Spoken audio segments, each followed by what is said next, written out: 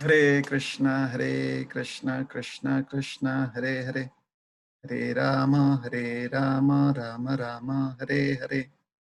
Hare Krishna.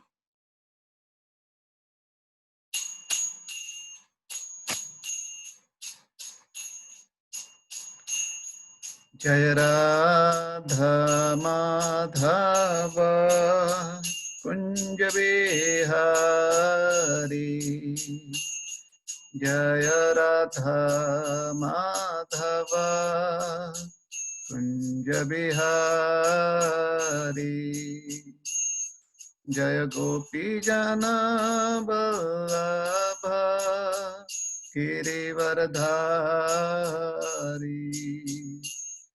Jaya Gopi Jana Vallabha Girivardhari, Yashodanandana Braj Janaranjana, Yashodanandana Braja Jana Ranjana, Jamuna Tira Panachari, Jamuna Tira Vanachari, Jaya Radha Madhava Kunja Bihari, Jaya Radha Madhava Kunja Bihari.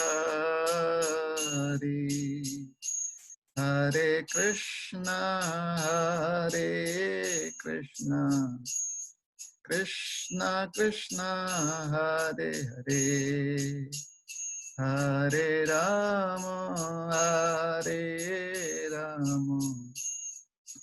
Rama Rama Hare Hare, Hare Krishna Krishna Krishna Hare Hare, Hare Rama Rama Rama Hare Hare, Hare Krishna Krishna Krishna Hare Hare, Hare Rama Rama Rama Hare Hare. Jaya Prabhupada Prabhupada Srila Prabhupada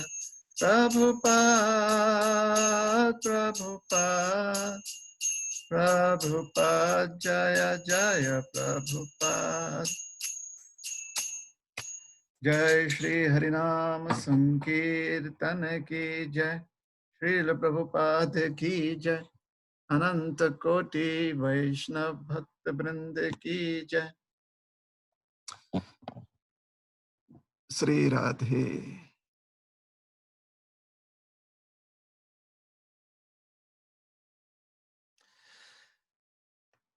ग्रंथराज Shrimad Bhagavatam की जय। जय निताय गौर प्रेमानंदे हरि हरि बोल।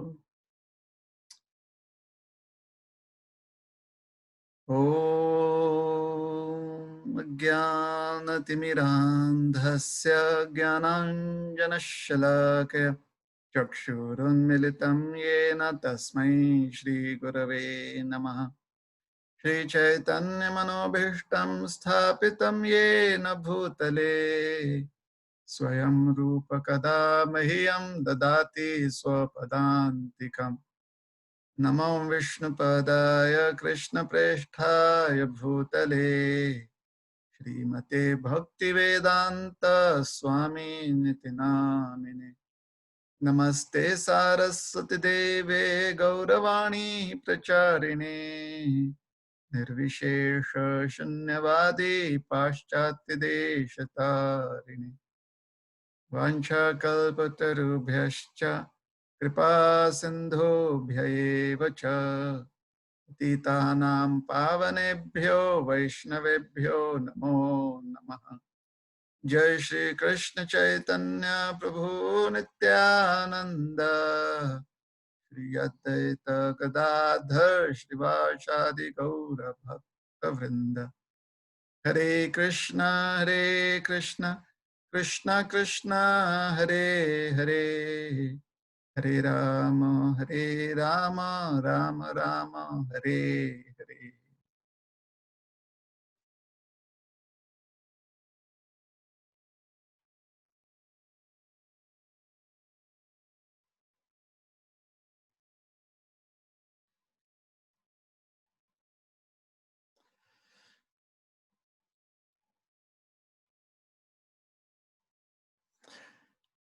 हरे कृष्ण। श्रीमद् भगवद गीता अध्याय 7 शीर्षक है भगवत ज्ञान, knowledge of the absolute. Text श्लोक क्रमांक 3। हाँ, इस अध्याय का कभी कभी परमहंस विज्ञान योग या ज्ञान विज्ञान योग कहकर भी शीर्षक दिया जाता है। प्रभुपा जी ध्यान योग, और प्रभुपा जी कहते हैं, क्षमा कीजिएगा, भगवत ज्ञान, नॉलेज ऑफ द एब्सोल्यूट। श्लोक क्रमांक 3। मनुष्याणां सहस्रेषु कश्चित् यतति सिद्धये, यततामपि सिद्धानां कश्चिन्मां वेत्ति तत्त्वतः। मनुष्याणां सहस्रेषु कश्चिद् यतति सिद्धये, यततामपि सिद्धानां कश्चिन्मां वेत्ति तत्त्वतः। मनुष्याणां सहस्रेषु कश्चिद् यतति सिद्धये, यततामपि सिद्धानां कश्चिन्मां वेत्ति तत्त्वतः। अनुवाद: कई हजार मनुष्य में से कोई एक सिद्धि के लिए प्रयत्नशील होता है, और इस तरह सिद्धि प्राप्त करने वालों में से विरला ही कोई एक मुझे वास्तव में जान पाता है।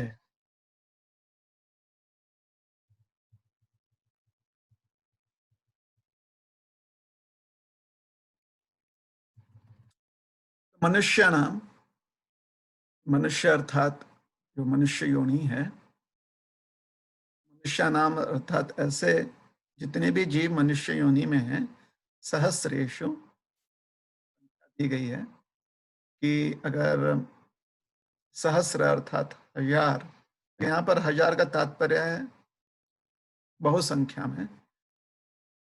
तो हजारों लोगों में, हजारों मनुष्य में कश्चित यतति, यत्न करना, प्रयास करना, कश्चित कोई एक होता है जो यत्न करता है, जो प्रयास करता है, किस लिए? सिद्धे, सिद्धि प्राप्त करने के लिए। तो यहाँ पर सिद्धि क्या है? मनुष्य जीवन की जो सिद्धि है, उस संदर्भ में कहा गया। तो मनुष्य जीवन की सिद्धियां जो हैं, जो सबसे मतलब कम से कम जो सिद्धि प्राप्त करनी चाहिए, वह पुरुषार्थ, धर्म अर्थ काम मोक्ष चतुर्थ पुरुषार्थ है। लेकिन वो कम से कम सिद्धि है, वो अर्थात आप मात्र जो है पास होने के क्रमांक आपको मिल गया। सोचिए 100 में से अगर 35 क्रमांक किसी को मिल जाए, नंबर मिल जाए, तो पास कहलाता है। उसी प्रकार से मनुष्य जीवन में जो धर्म अर्थ काम मोक्ष के पुरुषार्थों को जानता है और मोक्ष को प्राप्त करता है, तो फिर माना गया है कि वो 35% उसे प्राप्त हो, मतलब वो सिद्ध हो गया, पास हो गया, मनुष्य जीवन में पास हो गया, मनुष्य जीवन में सफल हो गया। तो सिद्ध है, जो सिद्धि के लिए जो मनुष्य जीवन का जो लक्ष्य है, उसे प्राप्त करने में सफल हो जाते हैं। यतताम, ऐसे प्रयास करने वालों में, अपि सिद्धानाम, जो सिद्धि प्राप्त कर ली है, मतलब सिद्धि प्राप्त करने के प्रयास में जो सिद्ध हो गए, ऐसे सिद्धों में जो सिद्ध हुआ है। तो यहाँ पर बात आ जाती है कि 35 क्रमांक से ऊपर भी क्रमांक मिलना संभव है, कि 35 के ऊपर जिसको भी क्रमांक मिलेंगे, सबके सब जो हैं वो पास हो गए, सबके सब जो हैं उत्तीर्ण हो गए, सबके सब जो हैं अगले कक्षा में जाएंगे, सबके सब जो हैं उस कक्षा से मुक्त हो चुके हैं। जिसे 35 से कम मिला है, वो नापास हो गया, अनुत्तीर्ण हो गया है, फेल हो गया, तो उसे उस क्लास से, उस कक्षा से मोक्ष नहीं मिली। अच्छा, जिनको 35 और 35 के ऊपर मिला है, ऐसे सिद्धांत में से कोई एक जो है, कश्चिन माम, ऐसा कोई एक व्यक्ति जो है भगवान को वेत्ति, भगवान माम शब्द का प्रयोग कर रहे हैं, अर्थात स्वयं भगवान को वेत्ति, जान पाता है, तत्वतः, तत्व में जान पाता है, समझ पाता है कि भगवान जो है,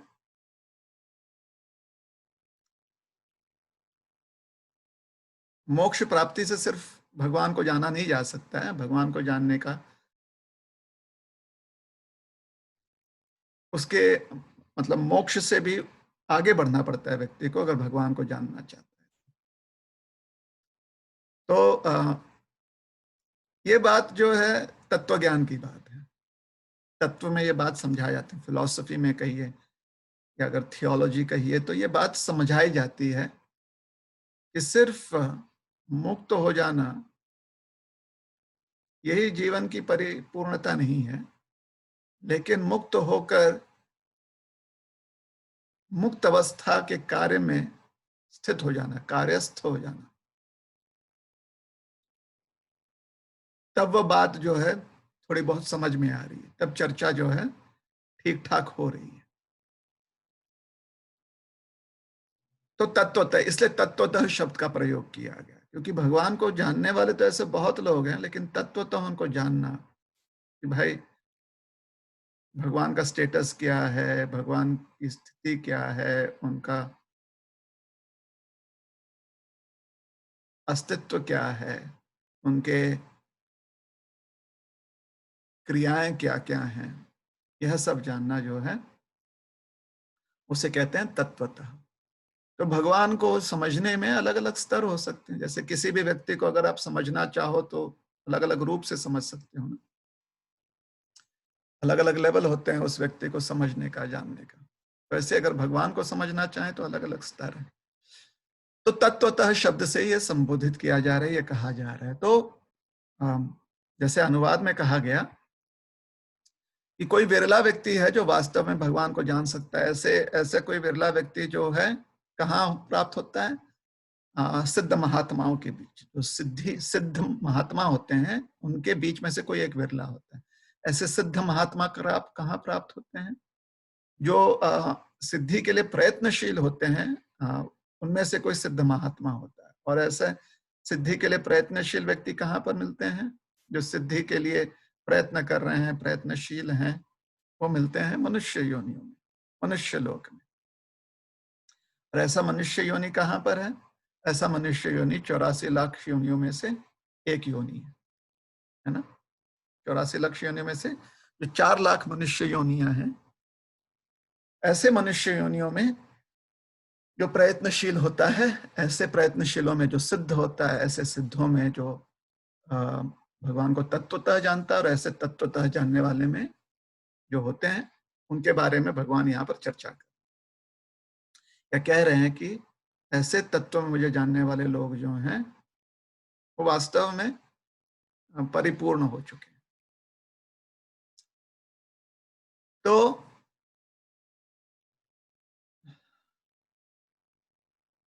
मनुष्य नाम शब्द से क्या संबोधित किया जा रहा है? बहुत कुछ, बहुत कुछ संबोधित किया जा रहा है। देखिए, ये ज्ञान भगवान अर्जुन जी को दे रहे हैं। यह ज्ञान जो है सिर्फ अर्जुन जी को ही भगवान ने नहीं दिया है, लेकिन भगवान की कृपा से, व्यासदेव जी के प्रयत्न से यह ज्ञान हमें भी प्राप्त हो रहा है। तो हमारे पास, हमें भी संधि प्राप्त है कि इस ज्ञान के विषय में हम भी कुछ समझ पाए, जान पाए। तो ज्ञान का गुण यही होता है। ज्ञान के संदर्भ में कहा जाता है कि साक्षात जिस व्यक्ति ने ज्ञान प्रदान किया है, या जो उसने ज्ञान प्रदान किया है, तो किसी और माध्यम से भी प्राप्त हो जाए, तो ज्ञान ही होता है। जैसे बहुत सारे वैज्ञानिक हो गए, गणितज्ञ हो गए हैं, है ना? सीवी रमन साहब हो गए या और प्रख्यात नाम ले लेते हैं, जैसे आइंस्टाइन जी हो गए, ये सब प्रख्यात है ना आजकल। अब भारतीय गणितज्ञों का या फिर विशेषज्ञों का नाम तो अक्सर संसार में इतना प्रचलित नहीं है। अब क्यों प्रचलित नहीं है, इस पर चर्चा करेंगे नहीं, क्योंकि ये अलग एक क्षेत्र है। ये तो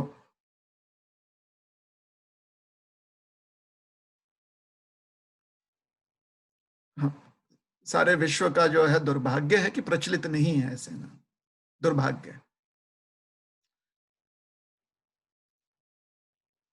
चलिए कोई बात नहीं, वो जो है वो अलग क्षेत्र है, उसके ऊपर अलग से लोग काम कर रहे हैं कि किस प्रकार से जो भारतीय विशेषज्ञ हैं, ऐतिहासिक और वर्तमान में, उनको उनका श्रेय, उचित श्रेय मिलना चाहिए।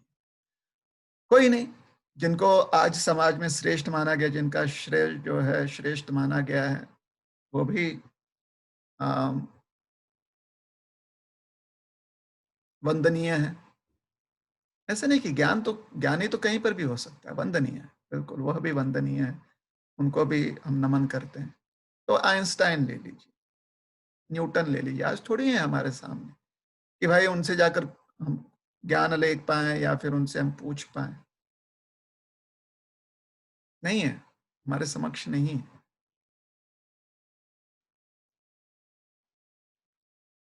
लेकिन उन्होंने जो ज्ञान स्थापित किया था, वो पीढ़ी नु पीढ़ी जो है, जनरेशन आफ्टर जनरेशन हमें समझाया जा रहा है, उसका प्रयोग किया जा रहा है। तो ज्ञान संदर्भ, ज्ञान का जो है ना, यही गुण है। ज्ञान संदर्भ जो है, यही उसका लाभ है कि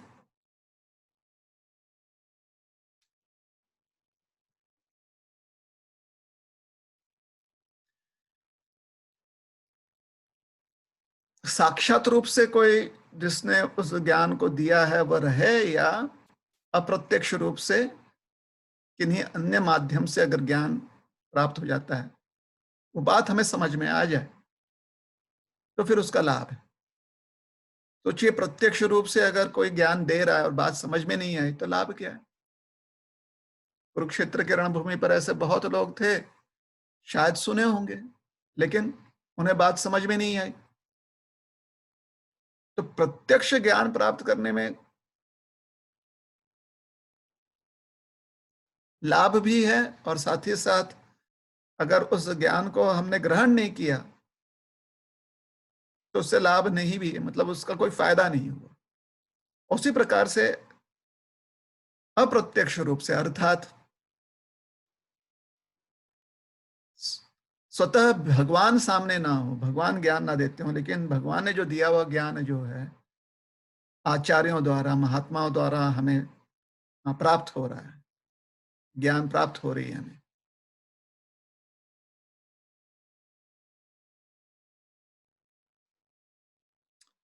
तो फिर अगर उस ज्ञान को हमने ग्रहण कर लिया तो लाभ है, और ज्ञान को ग्रहण नहीं किया तो फिर हम अलग अलग जस्टिफिकेशन दे सकते हैं कि भाई नहीं, अगर भगवान स्वयं आएंगे तभी ज्ञान समझ में आएगा, नहीं तो ज्ञान समझ में नहीं आएगा।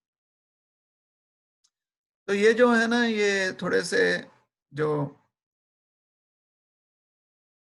शठ लोग होते हैं, ये शठ लोग जो इस प्रकार से कहते हैं ना कि कोई जब ऐसी परिस्थिति होगी तभी हमें समझ में आएगा, इन्हें कहते हैं शठ। शठ अर्थात थोड़े से धूर्त लोग होते हैं, शायद उनका आलस्य हो या फिर किसी प्रकार का उनकी अ, अ, उनका मन कमजोर हो, जो भी हो कारण, जिस कारण की वजह से वो ज्ञान ग्रहण नहीं कर पा रहे हैं, लेकिन वो जस्टिफाई करते हैं, वो कहते हैं कि हमारे पास ये नहीं था, वो नहीं था, इसलिए ज्ञान हम ले नहीं पाए। तो अगर ज्ञान उपलब्ध है और हमने मन लगाकर उसे ग्रहण करने का प्राप्त किया, उसे समझने का प्राप्त किया, समझकर उसको उसे आत्मसात करने का प्राप्त किया, समझने के बाद उसका प्रयोग हमारे जीवन में हमने किया, तो फिर लाभ है ना, फिर लाभ है। तो इसलिए भगवान पिछले श्लोक में कहते हैं विज्ञान, ज्ञानम सहम विज्ञान। तो वह विज्ञान क्या है, वह भी भगवान यहाँ पर समझा रहे हैं, ताकि हम सब विज्ञान की अनुभूति भी करें, जो अपरोक्ष अनुभूति है। अपरोक्ष का अर्थ है जो भौतिक इंद्रियों से परे। परोक्ष तो सब कोई, जैसे आप हमसे सुन रहे हैं, हम शास्त्र से पढ़ रहे हैं, हमारे सामने भगवद गीता खुली हुई है, तो ये तो परोक्ष ज्ञान है। इसमें तो समझाया जा रहा है कि हम शरीर नहीं आत्मा है, लेकिन उसका प्रयोग हम नहीं कर पा रहे हैं, तो भौतिकतावाद में ही हम फंसे हुए हैं, है ना। उसका उसको हम अपने जीवन में उतार नहीं पा रहे हैं, तो फिर भौतिकतावाद में व्यक्ति फंसा हुआ है, उसी कारण से।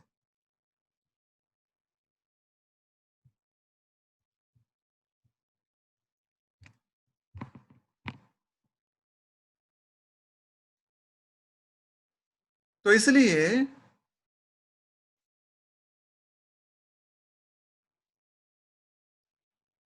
अगर पूर्ण ज्ञान की अनुभूति चाहते हैं तो उतनी हमारी तैयारी भी होनी चाहिए, उतना हमें प्रयास भी करना चाहिए, सिर्फ बोल कर नहीं, करके। जो भी ध्यान करना हो, कर्म करना हो, उसके लिए और समय देकर और ज्ञान अर्जन करना है, तो क्या हम अपना समय क्लास के बाद जो हम सीख रहे हैं कक्षा में, उसके पश्चात भी क्या हम होमवर्क करते हैं कि नहीं करते, ये आवश्यक। कक्षा में तो बात सिखाएगी, लेकिन अब होमवर्क भी करना बहुत जरूरी है। होमवर्क ठीक से करेंगे,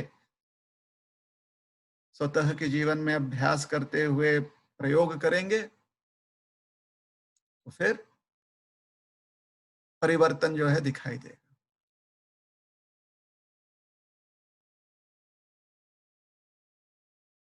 तो मनुष्य नाम शब्द से यह संबोधित किया जा रहा है कि जो भगवान को जानने के लिए यत्न करता है। मनुष्य का यह मतलब नहीं है कि जो सत्यवादी है, जो अच्छा है, सिर्फ उतना ही नहीं। ये तो है, सत्यवादी है, बड़ा ही अ,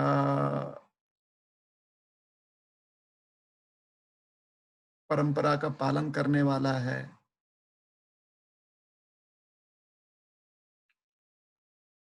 सभ्य है। ये सब बात ठीक है, ये सब योग्य है। ये मनुष्य नाम जो शब्द कहा गया है, उसका तात्पर्य निकलता है कि जो भगवान को जानने का प्रयत्न कर रहा है। सिर्फ मनुष्य नहीं कहा गया ना, मनुष्य नाम मतलब मनुष्यों में से। तो मनुष्य नाम शब्द से यह संकेत दिया जा रहा है। तो इस संकेत से मनुष्य नाम कहकर कहा यह जा रहा है, या यह संबोधित किया जा रहा है कि जो पहले ही जो पशु वृत्ति है उससे ऊपर उठ चुके हैं। अब पशु वृत्ति क्या है? आहार, निद्रा, भय, मैथुन, यह पशु वृत्ति है। भोजन के लिए पूरी तरह से त्रस्त रहना, विश्राम के लिए हमेशा उत्सुक रहना, मैथुन सुख से हमेशा प्रताड़ित रहना,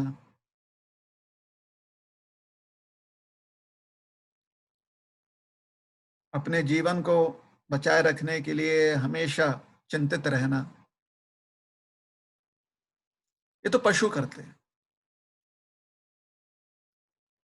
क्योंकि जितनी भी योनियां हैं, उन योनियों में ये समान है, ये समान देखा जाएगा। मनुष्य में तो ये साधारण दिखता ही है, लेकिन फिर मनुष्य को पशु योनि में नहीं गिना जाता, पक्षी योनि में नहीं गिना जाता है, अन्य योनियों में नहीं गिना जाता। मनुष्य को अलग से एक योनि दी गई, और अलग से योनि होने का सिर्फ ये कारण नहीं कि मानव जो है दो पैरों पर चलता है, नहीं। अलग से योनि इसलिए दी गई है क्योंकि मानव जो है उसकी बुद्धि विचार कर सकती है कि पशु और हम में अंतर है। अंतर क्या है? कि पशु कभी भी विचार नहीं करता कि मुझे जन्म और मृत्यु क्यों सता रही है। और पशु शब्द से संबोधित किया जा रहा है बाकी 80 लाख योनि। जैसे पद्म पुराण में कहा गया ना 84 लक्ष योनियां हैं, तो पशु शब्द से संकेत यह है कि बाकी 80 लाख योनि, 80 लक्ष योनियों में ऐसी सुविधा नहीं है। तो उनकी बुद्धि जो है सिर्फ ऐसे ही विचार करती है कि भोजन कैसे किया जाए, जो भी शारीरिक आवश्यकताएं हैं उसको पूर्ण कैसे किया जाए। पशु जो है धर्म, अर्थ, मोक्ष की चिंता नहीं कर पाता। चिंतन, चिंता छोड़िए, मोक्ष का चिंतन नहीं कर पाता, इन तीन चीजों का चिंतन नहीं कर पाता। जो बाकी 80 लक्ष योनियां हैं उसमें कभी धर्म सभा नहीं बैठती है। वो किसी का नमन नहीं कर पाते, वो नहीं समझ पाते कि सृष्टि के कुछ नियम हैं। मनुष्य समझ पाता है। तो अंतर यह है, अंतर यह नहीं है कि मनुष्य ने कितनी आर्थिक प्रगति की है, कि भाई मानव जो है हवाई जहाज में बैठकर आज सबसे तेज उड़ान भर सकता है। मतलब 600 मील प्रति घंटे के रफ्तार से, या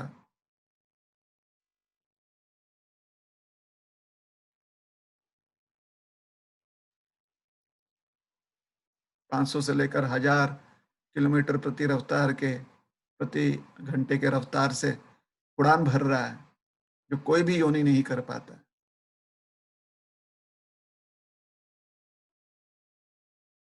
तो आर्थिक विकास, आधुनिक विकास के लिए किया है, इसलिए उसे मनुष्य नहीं कहा गया। इतनी तेजी से अगर वो रफ्तार भर भी रहा है, इतनी तेजी से वो आगे बढ़ रहा है, तो क्या जन्म और मृत्यु के संदर्भ का जो उसके मन में चिंतन उठता है,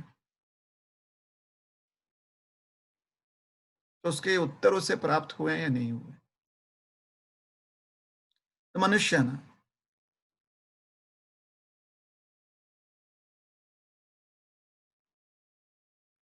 तो मनुष्य जो है वो अपने आर्थिक सामाजिक विकास से आगे बढ़कर सोच सकता है। क्या विचार कर सकता है, क्या सोच सकता है? जन्म, मृत्यु, जरा, व्याधि विषय में विचार कर सकता है। या तो वह उसे मान ले, मनुष्य अगर सिर्फ मान लेता कि भाई ये सारी चीजें तो नैसर्गिक हैं, ये तो होती हैं, तो फिर वो हारा हुआ मनुष्य, उसने जीवन में हार मान ली। और ऐसे जीवन में हार माने हुए मनुष्य जो है कभी भी अपने जीवन में या अन्य के जीवन में कोई परिवर्तन नहीं ला पाते। जो जूझते हैं, जो अन्य समाज जिसको सामान्य मान लेता है, जिसको एक्सेप्ट कर लेता है, जिसको स्वीकार लेता है कि ऐसी परिस्थिति है, इसको हम नहीं बदल सकते हैं। तो जो मानव होता है, तो मनुष्य होता है, क्योंकि उसका बुद्धि है, तो वो उसके उसके विषय में उससे जूझता है, उससे संग्राम करता है कि ऐसा क्यों है, क्यों हम पर इतने बंधन है। तब कहा जाता है कि वो मानव है। नहीं तो कहा जाता है कि उसका जीवन जो व्यर्थ है ना, अगर संघर्ष नहीं किया उसने। तो जब जन्म, मृत्यु, जरा, व्याधि के जो बंधन हैं, और फिर और बहुत है, लेकिन ये मुख्य है, ये सभी में है, सभी में देखे जाते हैं, कोई भी इससे बचा हुआ नहीं है। तो जब उस विषय के से जूझता है, उस संग्राम करता है कि ऐसा क्यों है, तो जहां पर वो प्रश्न क्यों पूछता है, तो वहां पर उत्तर प्राप्त करना संभव है, उसके लिए उत्तर प्राप्त कर सकता। जहां पर वो मान ले कि ऐसा ही है, तो फिर उत्तर होकर भी उसे मिलेगा नहीं।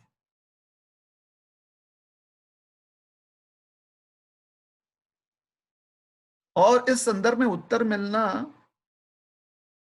बिल्कुल निश्चित है। क्यों? क्योंकि मृत्यु, बुढ़ापा, बीमारी कोई नहीं चाहता, और जो हम चाहते नहीं और फिर भी होता है, इसका मतलब है कि हम पर वो थोपा जा रहा है, और फिर उसके उस संदर्भ में जिज्ञासा निश्चित ही उठनी है, और उस जिज्ञासा से उत्तर भी मिलना है कि क्यों ये जो है हम पर डाली जा रही है चीज। अच्छा, जब यह जिज्ञासा सिर्फ आपके दिन के 5 मिनट के लिए होते हैं, या शायद आपने कई साल पहले किया था, जब गीता क्लास में आने लगे, उसके बाद गीता क्लास में आने के बाद या मंदिर जाने लगे, और मंदिर जाने के 2 साल, 4 साल, 5 साल निकल गए, और वो जिज्ञासा आपने त्याग दी, तो फिर आपका जीवन फिर से साधारण हो गया, सामान्य हो गया। अगर आगे की कक्षा में आप जाना चाहते हैं, तो हमेशा परीक्षा देती रहनी पड़ेगी, और परीक्षा का अर्थ होता है जिज्ञासा, और जिज्ञासा पूर्ति, प्रश्न और उत्तर।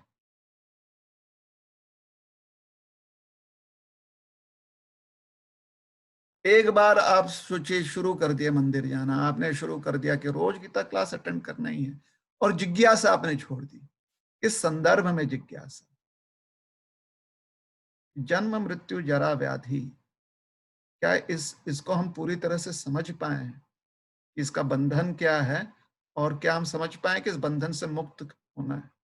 क्या समझ पाए कि नहीं समझ पाए? अक्सर लोग नहीं समझ पाते, कई साल बीत जाते हैं बस क्रिया करते हुए, और अक्सर ऐसी क्रियाएं जो हैं वो सकाम क्रियाओं में बदल जाती हैं।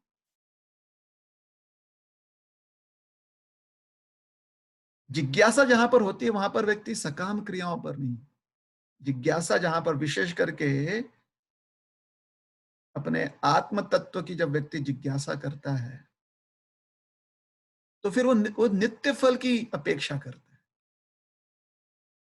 वो तत्कालीन फल की अपेक्षा नहीं करता।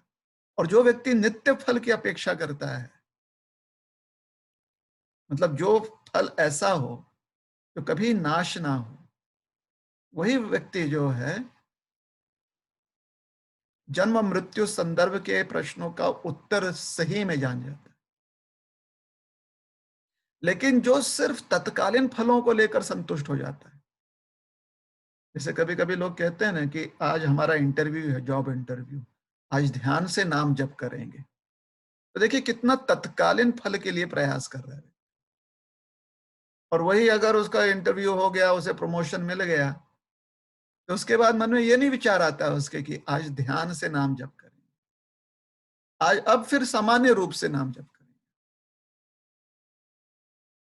इंटरव्यू है, परीक्षा है, जीवन में कोई ऐसे प्रसंग आते हैं जहां पर भौतिक फल हमारे लिए बहुत ही प्रबल दिखाई देता है, बहुत ही जिसका प्रभाव हम पर पड़ रहा है कि ये चीज बहुत जरूरी है हमारे जीवन में, हमारे लाइफ में, तो सकाम वृत्ति आ जाती है। और जहां पर सकाम वृत्ति आ जाती है, वहां पर व्यक्ति तत्कालीन फल से ही संतुष्ट होने का प्रयास करता है, नित्य फल के प्रति दुर्लक्ष्य करता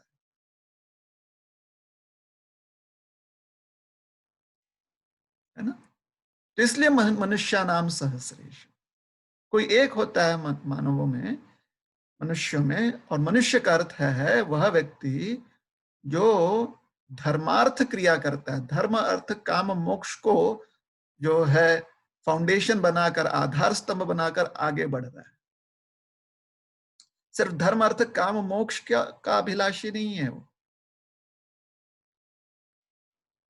तो अगर अभिलाषी है तो फिर मनुष्य बनने का प्रयास कर रहा है, लेकिन जो उसको आधार स्तंभ बनाकर आगे बढ़ने का प्रयास कर रहा है,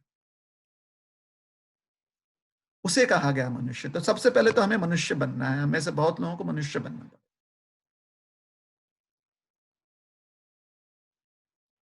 है ना?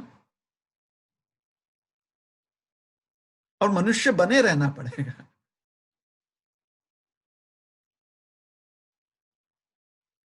मनुष्य बने रहने के लिए खाना पीना और ऐशो आराम की जीवन जो हम सोचते हैं, उससे ऊपर उठना पड़ेगा, क्योंकि खाना पीना और ऐश आराम का जीवन जो है वो पशु व्यतीत करना चाहते।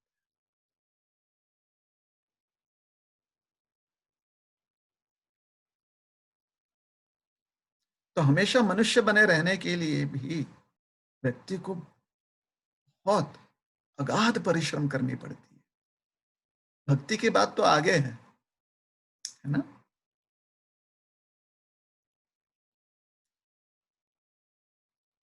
तो जब हम उस नित्य सुख के प्रति पूरी तरह से आसक्त हो जाते हैं, अभी प्राप्त नहीं हुई है, खाली उसकी कल्पना के प्रति आसक्त हो जाते हैं। क्या कल्पना है? जिससे बढ़कर कोई भी और लाभ नहीं है और जिसमें दुख का लेश मात्र भी अंश नहीं है और जिसमें आनंद की किंचित किंचन मात्रा भी कमी नहीं। इसे कहते हैं नित्य सुख। उससे बढ़कर और कोई लाभ नहीं,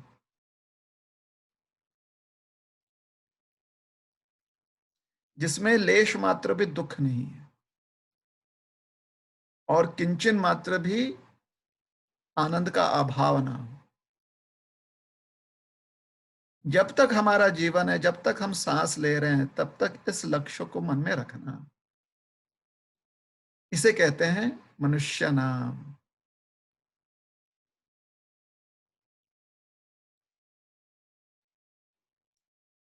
ठीक है ना? कैसे?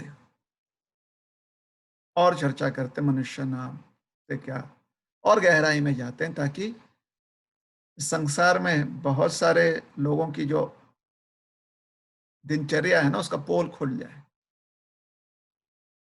बहुत लोग कभी कभी हमसे प्रश्न भी पूछ लेते, कितना समय लगेगा प्रभु जी, सही में ऐसा होगा क्या? या कभी कभी आकर मन नहीं लगता, ये नहीं लगता, वो नहीं लगता। सबका उत्तर एक ही है, आज इसी क्षण हो सकता है। आप तैयार हो? जैसे अगर कोई आकर हमसे पूछ ले कि आज परीक्षा देनी है, तैयारी है, तो हम कहते हैं नहीं नहीं, ऐसे कैसे, कि कम से कम 1 महीने का हमको एडवांस नोटिस दो, क्योंकि हम किसी और चीज में मन लगाए हुए थे ना। तो आज के आज अगर जीवन की परीक्षा ले ली जाए, जन्म मृत्यु संदर्भ की परीक्षा ले ली जाए, तो हमारी तैयारी है। अगर नहीं है, अगर हमें लगता है कि है और वास्तव में नहीं है, तो फिर उसका निकाल एक ही निकलेगा, उसका रिजल्ट एक ही निकलेगा, नापास, अनुत्तीर्ण, फेल। क्यों? क्योंकि बिना तैयारी के हमने बड़े ही शान में कह दिया कि हाँ हमारी पूरी तैयारी है। तो किस किस तरह से हमारी तैयारी जो है, तैयारी में कुछ कमी आ सकती है, कुछ खोट हो सकता है। इस लोक में धन की अभिलाषा, जिसकी वजह से हमारे ये दीमक है भीतर से हमारे। ऊपर से तो दिखता है कि हम सब कुछ ठीक कर रहे हैं, आध्यात्मिक प्रगति कर रहे हैं, लेकिन भीतर से हमें खाया जा रहा है, खोखला कर रहा है। धन, लोक में मान की अपेक्षा रखना, मान, सम्मान,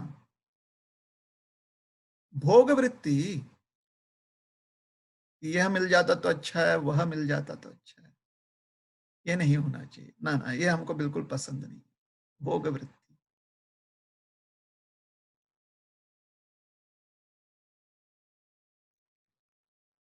कीर्ति, हमारा नाम कहीं पर लिया जाए, तभी तो जब छपता है ना नाम, बर्थडे कार्ड पर या मैरिज कार्ड पर, ध्यान से व्यक्ति उस नाम, है तो वो शब्द खाली अक्षर ही है, लेकिन पता नहीं उन अक्षरों का जो स्वरूप होता है वो इतना उन्मत्त कर देता है व्यक्ति को ना। मदांध हो जाता है व्यक्ति, मत के कारण उन्मत्त होकर वो व्यक्ति अंधा हो जाता है, अंधापन, मदांध। भाई मेरा नाम जो है कितना सुंदर दिख रहा है इस कार्ड में, कोई किसी और का कार्ड हो, रिपोर्ट कार्ड हो, वेडिंग कार्ड हो, बर्थडे कार्ड हो, किसी और का नाम लिखा हो तो मन में कोई विकार नहीं आते, मन में कोई किसी प्रकार की तरंगे नहीं उठती। अपना नाम देख लो, कीर्ति।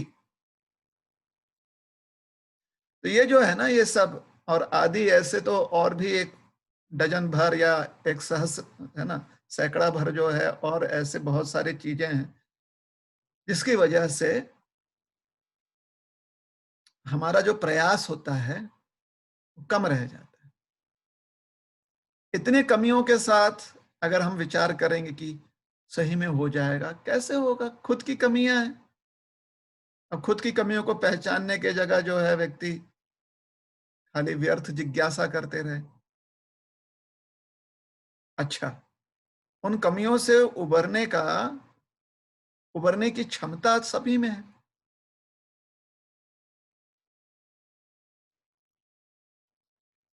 ऊपर उठ सकता है व्यक्ति उन कमियों से, बाहर निकल सकता है उस कमियों से।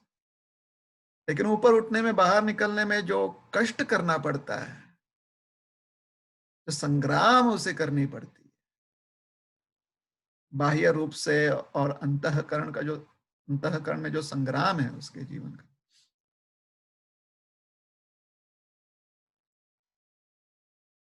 वो शायद उसके लिए कठिन प्रतीत हो। कोई नहीं चाहता संग्राम करना, जबकि जीवन में संग्राम ही संग्राम है। धन कमाना इतना आसान नहीं है, कीर्ति को बनाए रखना इतना आसान नहीं है। जब से होश संभाला है तब से जीवन भर इसी के प्रयास में लगे हुए हैं। और ऐसे प्रयास में लगे हुए, कभी कभी लोग जब दुखियारी लोग होते हैं ना, वो भजन करना शुरू करते हैं तो उनको लगता है कि भगवान तुरंत प्राप्त हो जाए। मतलब संसार के सुख को प्राप्त करने के लिए पूरा जीवन दे दिया हमने,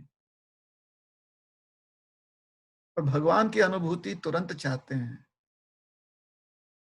मतलब भगवान को कितना कम दर्जा दे रहे, कितना सस्ता भगवान को समझ रहे हैं।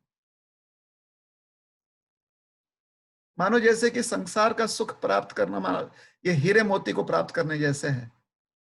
और भगवान हमें आशीर्वाद दे दें, वरदान दे दें, ये ऐसा जैसे कि आदमी जाकर बाजार से केला खरीद रहा हो, या कहीं पर फल लगा हुआ है तो फल तोड़ रहा हो, इतने आसान।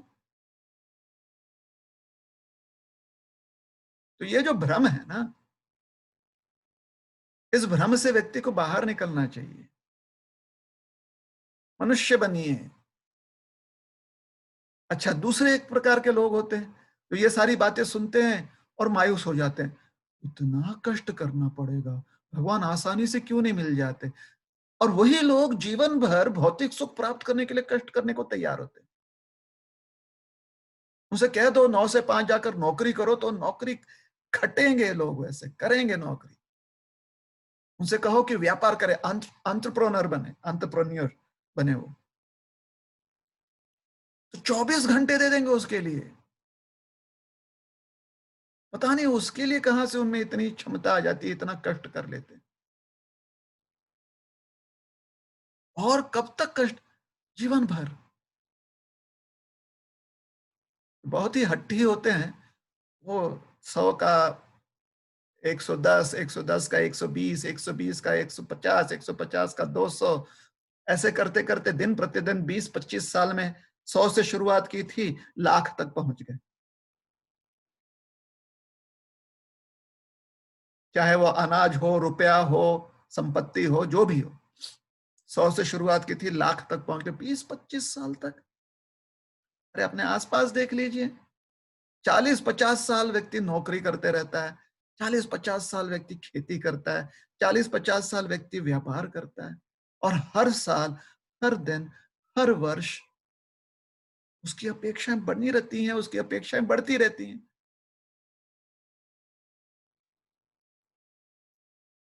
और वही साधना विषय अगर चर्चा उठ जाए तो लोगों को लगता है कि 6 महीने में हो जाना चाहिए, 3 महीने में हो जाना चाहिए। कुछ लोग तो हैं डींगे भी,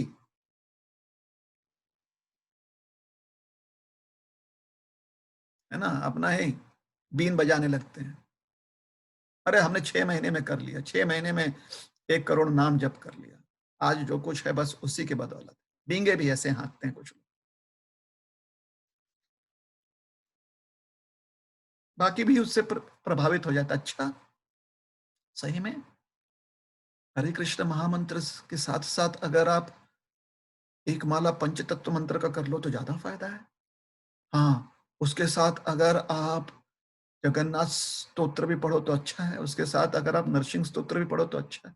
ये सारी जो वासना से प्रेरित चीजें जोड़ते हैं ना व्यक्ति, सकाम वृत्ति,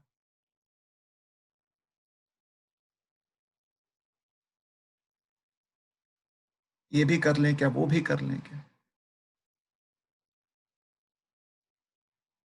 तो भगवान का नाम स्मरण अगर कर रहे हैं तो लंबे रेस का घोड़ा बनिए, जीवन भर रोज प्रतिदिन करना है, मन लगाकर करना है। और अपेक्षा क्या होनी चाहिए, नित्य सुख की। ये मत सोचिए कि अपेक्षा रही, बिना अपेक्षा के हम करते, नहीं नहीं, उस चीज की अपेक्षा रखिए जिस चीज को प्राप्त करने से आप भवबंधन से मुक्त हो जाएंगे। तभी तो उसे सिद्धि कहते हैं ना, सिद्धि प्राप्ति, अन्य अपेक्षाओं से मुक्त हो जाए। तो जिस सिद्धि को आप प्राप्त करना चाहते हैं वो कैसा होना चाहिए, उसे कहते हैं नित्य, नित्य सुख। उससे बढ़कर कोई और लाभ नहीं होता, उसमें दुख का लेश मात्र कण नहीं होता, और सुख की एक बूंद भी कमी नहीं होती, आनंद की। यह परिभाषा है उसकी। और ऐसी परिभाषा सिर्फ भगवान के संदर्भ में की जाती है, संसार के किसी भी विषय तत्व के संदर्भ में नहीं की गई है। तो भगवान में मन लगाना, लक्ष्य अपना देखिए क्लियर की कर लीजिए, भगवान में मन लगाने का अर्थ है उससे श्रेष्ठ कुछ और है नहीं। तो ये मत सोचिए कि अपने ही मन में भगवान के अलग अलग स्वरूप मत बनाइए। अच्छा, क्या हम यह स्तुति कर लें, क्या वो स्तुति, भगवान को ऐसे अपने मन के काल्पनिक स्तुतियों से स्वरूप मत दीजिए, ये सकाम वृत्ति है। ठीक है, आपको कोई स्तोत्र पता है, कोई स्तुति पता है, अगर आप भगवान का स्वरूप आपको ध्यान दे रहा है तो उनके गुणगान में वो समर्पित कीजिए। जैसे अभी अभी जगन्नाथ रथ यात्रा जो है, उल्टा रथ निकल गया, समाप्त। आषाढ़ी एकादशी, बद्रीनाथ में भगवान शयन कर लिए, और यहाँ पर या शयन करने वाले हैं, और यहाँ पर जो है शयनी एकादशी थी ना, और पंढरपुर में भगवान का विशेष दर्शन होता है। तो स्तुति कीजिए, जो पंढरीनाथ हैं हमारे,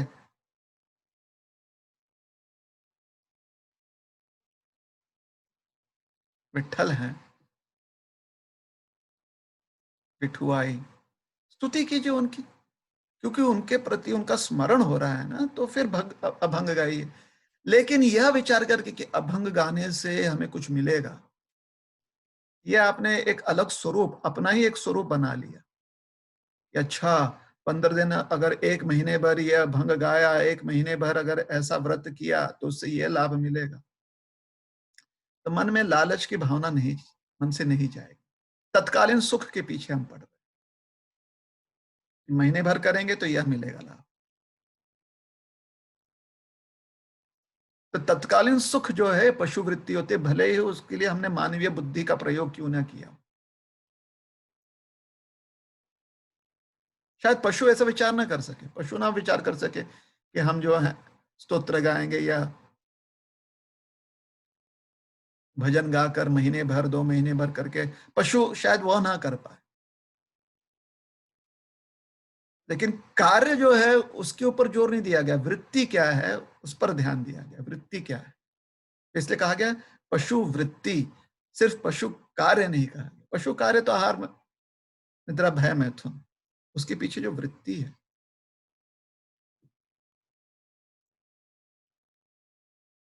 तत्कालीन सुख, मतलब टेम्पोररी हैप्पीनेस जो चाहिए। हाँ, कोई स्फूर्णा प्राप्त हो रही है, कहीं पर देख लिया, दर्शन कर लिया, कहीं पर भगवान विट्ठल का दर्शन कर लिया। जैसे शंकराचार्य जी महान आचार्य हुए, जगन्नाथपुरी में जगन्नाथ का दर्शन किए तो उनकी स्तुति करने लगे। चैतन्य महाप्रभु जब दक्षिण भारत भ्रमण कर रहे थे, मंगलगिरी में नरसिंह देव का उन्होंने दर्शन किया या सिंहाचलम में दर्शन किया, तो अपने आप स्तुतियां प्रकट हुई।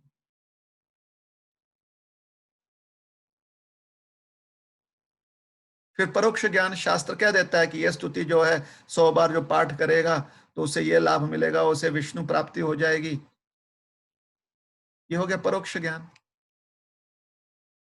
अपरोक्ष अनुभूति करनी। अपरोक्ष का अर्थ है नित्य सुख, सिर्फ तत्कालीन सुख नहीं। तो अपरोक्ष का क्या होता है? जो परोक्ष ज्ञान है कि विष्णु भक्ति मिलेगी, तो सिर्फ 1 महीना क्यों करें, जीवन भर करते हैं ना, जिससे कि विष्णु भक्ति मिले।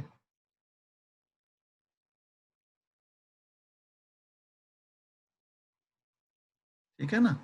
नहीं अलग अलग चीज, इस महीने में ये करेंगे, उस महीने में ये करेंगे। ठीक है, अगर आपकी प्रेरणा तो अच्छी बात है, लेकिन अगर आपकी प्रेरणा जो है कैसे जल्दी से कुछ शॉर्टकट लेकर हम पहुंच जाएं, तो उससे ये होता है कि आप नित्य सुख की पर उतना श्रद्धा नहीं रख पाते। क्यों? क्योंकि वहां पर प्रेरणा जो है वो सेवा नहीं है, प्रेरणा है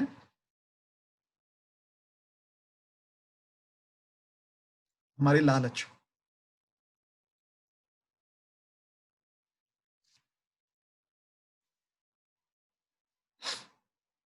जब तक ये लालच पूरी तरह से कृष्ण के प्रति लोभ में ना परिवर्तित हो जाए,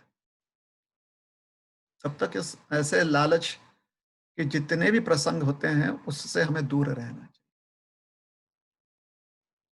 कहीं कहीं स्फूर्ति मिल जाए कि 1 महीने भर आप कर रहे हैं, 2 महीने भर कर रहे हैं, उसका स्फूर्ति चली गई, स्फूर्णा चली गई, उसमें कोई परेशानी नहीं, क्योंकि वहां पर लालच नहीं थी, वहां पर आपकी स्फूर्ति थी, एक नेचुरल अट्रैक्शन था, वो ठीक है।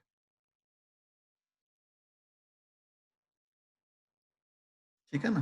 तो आप नियम पूर्वक जो है साधना अपनी कर रहे हैं, हरे कृष्ण महामंत्र का जाप कर रहे हैं, और उसके साथ ही साथ महीने भर 2 महीने भर किसी चीज की आपको स्फूर्ति मिल गई, आपने वो कर दी, वो योग्य है, उसमें कोई गलती नहीं है, उससे परिवर्तन होगा जीवन में। लेकिन जब आप ये विचार करते हैं कि उसको जोड़ने से हमें कुछ ज्यादा लाभ मिलेगा, तो फिर हम हरे कृष्ण महामंत्र पर ध्यान नहीं दे पाते, हमारा ध्यान चला जाएगा उस चीज पर जिसको जोड़ने से ज्यादा लाभ नहीं है। तो यहां पर आ गई बात महत्वाकांक्षा की। भगवान के प्रति जो है आकर्षण नहीं है, लेकिन जो मोक्ष प्राप्त करना चाहते हैं, मुक्ति प्राप्त करना चाहते हैं, वो सर्वस्व है हमारे मन में। तो ये उसकी चर्चा आगे करेंगे, जब हम चर्चा करेंगे ना कश्चिन माम वेत्ति तत्वतः, तो वहां पर वो चर्चा आती है कि मोक्ष के परे, ऐसा प्रवचन की शुरुआत में क्या, मोक्ष का आधार स्तंभ लेकर आगे बढ़ना है, मोक्ष हमारी गति नहीं है, मोक्ष शुरुआत है, एडमिशन है खाली।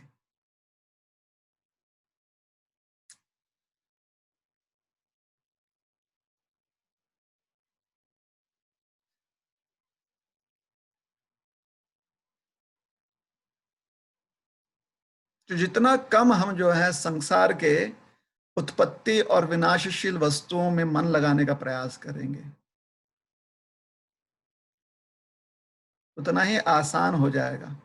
जैसे बहुत लोग हैं स्मार्टफोन पर 50 चीज डाउनलोड करके रख देते हैं, विष्णु सहस्त्र नाम, फिर जो है जगन्नाथ अष्टकम, शशिशुताष्टकम, राधिकाष्टकम, कृष्णाष्टकम, सब डाउनलोड करके खाली स्मार्टफोन पे रखा हुआ है, किसी भी एक अष्टकम के प्रति आसक्त नहीं है। तो स्मार्टफोन ये विनाशशील है। जिस दिन आपका स्मार्टफोन बंद हो जाएगा उस दिन आपको दुख होगा कि ओह ये सब चले गए, ये सब चले गए, मेरे पास इतने सारे ऐप थे, पता नहीं अब कहां से डाउनलोड करेंगे। अब उसकी वजह से आप जो हो दुख में पड़ गए। लेकिन वही ऐप अगर हृदय में आपके आ चुका है, तो स्मार्टफोन खत्म भी हो गए तो क्या फर्क पड़ता है? हृदय में है ना।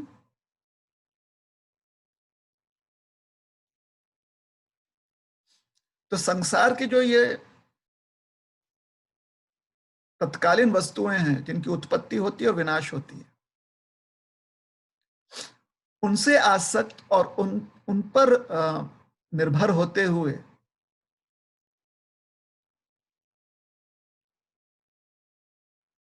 आत्म विकास का प्रयास करना,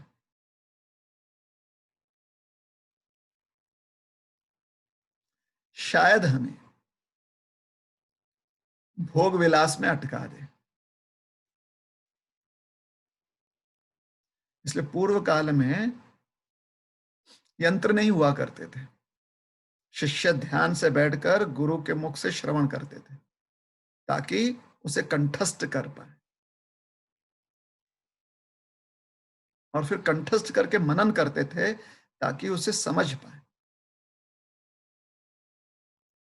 आज बहुत लोग जो हैं कंठस्थ कर चुके हैं, जैसे इस्कॉन में हम लोग गुरुवाष्टकम गाते हैं तो कंठस्थ है, मनन नहीं कर पाते उसके ऊपर। रोज जो है प्रातः काल मंगल आरती में गुरुवाष्टकम गाते हैं, मनन नहीं कर पा रहे। क्यों? क्योंकि वो शिष्य वृत्ति जो है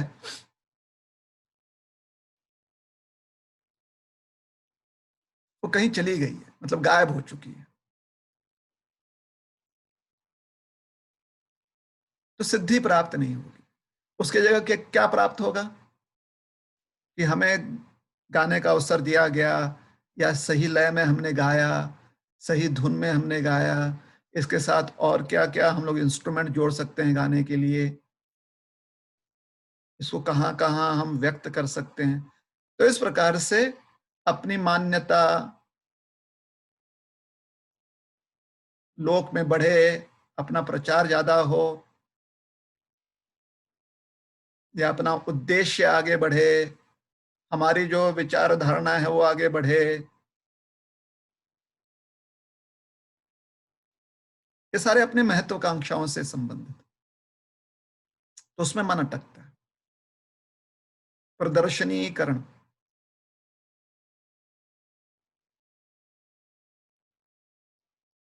परमात्मा प्राप्ति, भगवान प्राप्ति, कम से कम परमात्मा हृदय में विराजमान है, उस उनके अस्तित्व को स्वीकारना। परमात्मा दर्शन कर रहे हैं, परमात्मा जानते हैं कि हमारे मन में क्या विचार हैं, हमारे क्या उद्देश्य हैं, हमारी हमारी धारणाएं क्या है, परमात्मा जानते हैं। तो कम से कम वह अस्तित्व परमात्मा का स्वीकार लें अपने जीवन में। उससे भी कहीं कितने दूर हैं हम।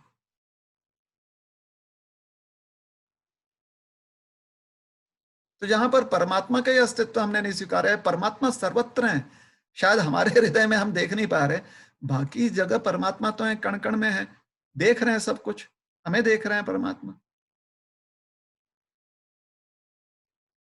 भगवान हमें देख रहे हैं ना। भगवान खाली मंदिर में थोड़ी खड़े, कि मंदिर में भाई अच्छे बच्चे बन के खड़े हो जाओ, मंदिर से बाहर निकल गए तो नहीं, भगवान तो मंदिर में ही है।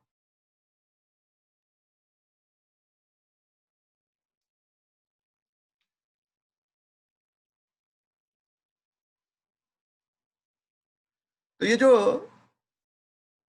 परमात्मा प्राप्ति की ओर जो मन लगना चाहिए, वह मन भोग और संग्रह में लगा रहता है।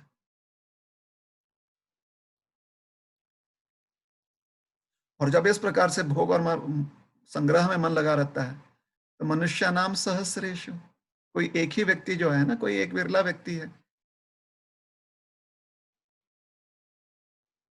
जो धर्म अर्थ काम मोक्ष के आधार स्तंभ पर खड़ा होकर आगे बढ़ने का प्रयास करेगा। इसलिए ये फल प्राप्त करना जो है मुश्किल नहीं है, उसमें कठिनाई नहीं है। कठिनाई उस फल प्राप्ति की ओर जो हमारी श्रद्धा होनी चाहिए, वो श्रद्धा कम पड़ जाती है, ये कठिनाई है।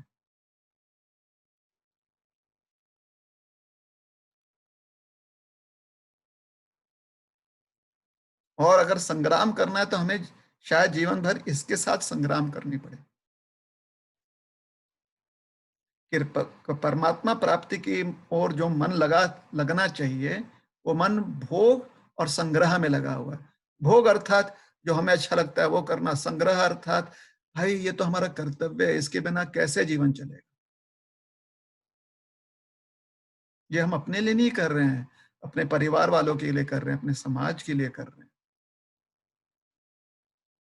तब आवश्यक है, त्याग सकते हैं आप, उसे त्याग नहीं सकते, लेकिन कम से कम उससे अगर ऊपर उठना है तो परमात्मा के प्रति और आसक्ति निर्माण हो, वो प्रयास करनी है ना हमें।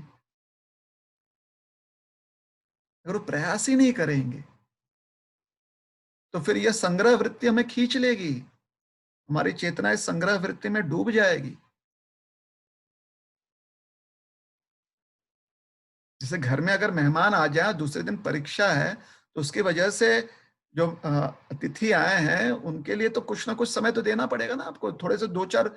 और फिर मन में बात भी रहती कि हाँ वो आए हैं, और अगर उस आपके प्रिय अतिथिगण आ गए, आपके प्रिय रिश्तेदार आ गए, तो फिर मन में और एक खिंचाव आ जाता है। फिर भी आप कैसे उस खिंचाव की वजह से उसके ऊपर आप विजयी होकर कैसे अभ्यास करते हो, वो विचार कीजिए।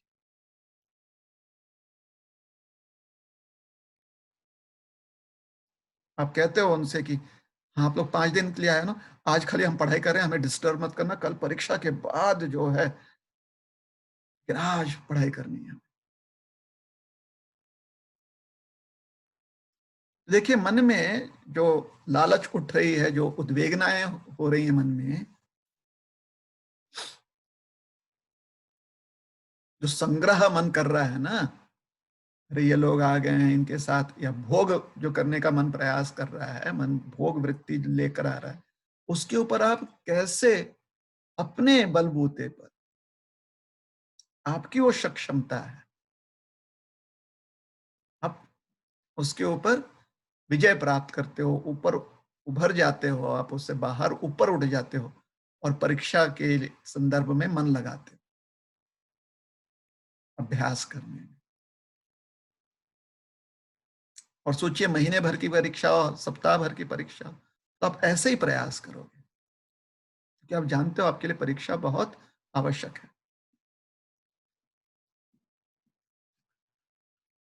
तो ऐसे ही समाज के जो संबंध हैं, रिश्तेदारियां हैं, जो समाज में आपको उठना बैठना, खेलना कूदना सब अच्छा लगता है, ये सब जो है मुक्त होकर व्यक्ति जब भगवत धाम जाता है तो ये सब कर सकता। तो यह विचार करके कि अभी जो है अभ्यास में मन लगाएं, परीक्षा दे दें, बाद में ये सब करेंगे, खेल कूद, खाना पीना, नाचना गाना, ये सब जो है भगवान के धाम में भी होता है। तभी तो भगवान यहाँ पर आकर लीला करते हैं ताकि वो प्रदर्शन कर पाए। माखन खाते हैं, गैयों के साथ जाते हैं, प्रभु रामचंद्र जी जो हैं अयोध्या में व्यवहार करते हैं, है ना। तुलसीदास जी लिखते हैं ना, ठुमक चलत राम बाजत धुनिया, ना, पैर में जो पैधुनी है, घुंघरू है, या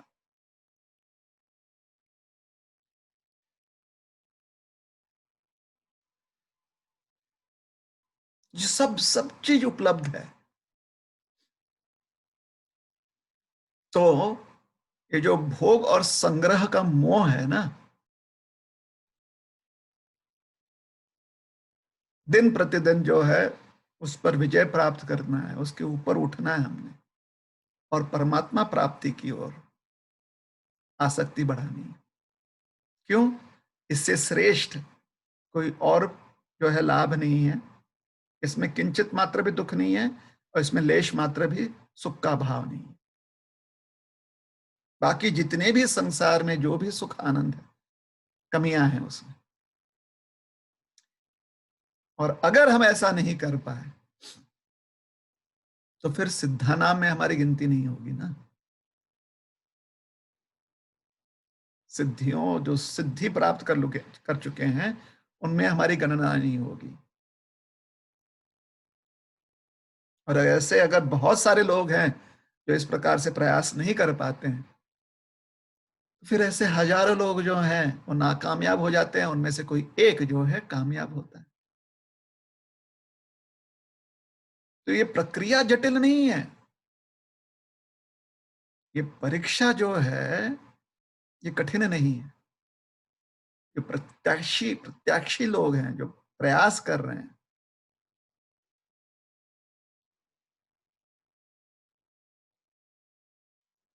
वो कमजोर है।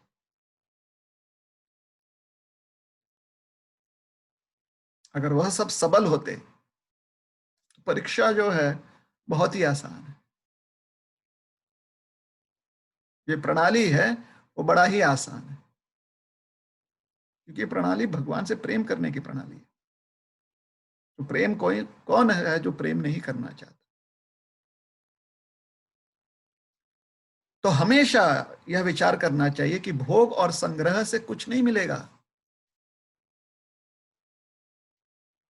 जो भी मिलता है कुछ दिन का मेहमान है, समाप्त हो जाता है भोग और संग्रह से।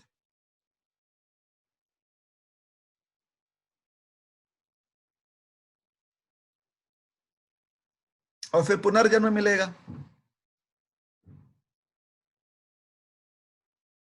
तो जो सुख है वास्तव में सुख ज्यादा दिन तक रहेगा नहीं, है सुख होगा भी नहीं। और फिर पुनर्जन्म का दुख भी है। इसलिए अपना कल्याण ये बहुत महत्व है। तो अपने कल्याण हेतु भगवान प्राप्ति या परमात्मा प्राप्ति जो है होना आवश्यक है। ऐसा दृढ़ विचार करके परमात्मा की ओर, भगवान की ओर जब मन लगाता है व्यक्ति, तब वो सिद्धा नाम कहलाता है, सिद्ध हो जाता है।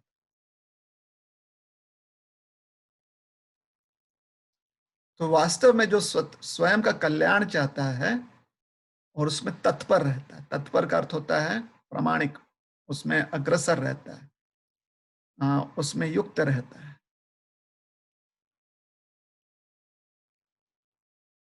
ऐसे लोग समाज में शायद कम दिखें, है ना? संभव है, संभावना यह है कि अक्सर लोग जो हैं भोग और संग्रह में ही फंस जाएं, अटक जाएं। इसलिए भगवान कह रहे हैं मनुष्य नाम सहस्रेषु कश्चिद् यतति सिद्धये। कोई विरला व्यक्ति जो है वह सिद्धि प्राप्त करता है। सिद्धि प्राप्त करता है, इसका अर्थ क्या है? वो भगवान को प्राप्त करने का प्राप्त करता है। लेकिन सिर्फ भगवान को प्राप्त करना, यहाँ जो श्लोक है उसके अनुसार वो पूर्ण नहीं है। यतताम अपि सिद्धानाम कश्चिन माम वेत्ति तत्वतः। भगवान को जानना कि वह भगवान जो अर्जुन के सारथी बन जाते हैं, तो सिर्फ भगवत प्राप्ति ही नहीं, भगवत प्राप्ति तो हो जाएगी, लेकिन भगवान के जो ये व्यवहार हैं, जहां पर वो अर्जुन के सारथी बन जाते हैं, जहां वो माता यशोदा पर पूरी तरह से निर्भर हो जाते हैं, यशोदा नंदन, यशोदा दुलाल,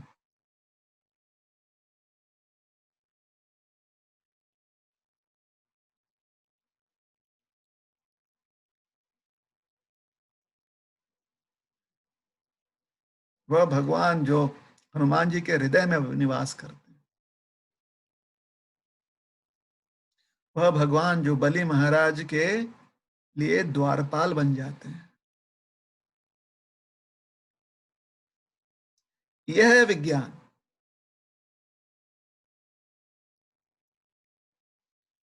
भगवत प्राप्ति परोक्ष ज्ञान,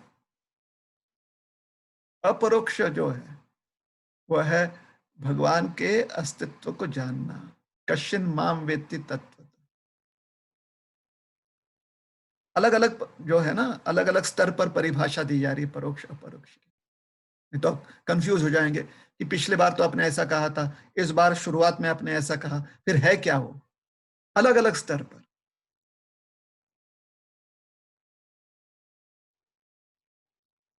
है ना, जो संबंध होता है, संबंध के अलग अलग स्तर होते हैं। जैसे बेस्ट एम्प्लॉय 1 साल मिला, अगले साल फिर से बेस्ट एम्प्लॉय मिलता है, लेकिन उसका स्तर बढ़ चुका है अभी, क्योंकि उस वर्ष में उसने ऐसे कुछ काम कर दिया कि उससे ऊपर कुछ और दे नहीं सकते अवार्ड, बेस्ट एम्प्लॉय का ही अवार्ड दे सकते हैं। तो देकर दिया गया है, किंतु उस अवार्ड का जो महात्म्य है वो पिछले वर्ष के अवार्ड से कहीं ज्यादा है। तो विज्ञान शब्द जब भगवान कह रहे हैं पिछले श्लोक में, तो विज्ञान का अर्थ है ये जो उत्तरार्ध भाग में भगवान ने दिया है ना, तीसरे श्लोक के उत्तरार्ध भाग में जो आखिरी पंक्ति है उसमें, दूसरा जो पद है उसमें दिया है,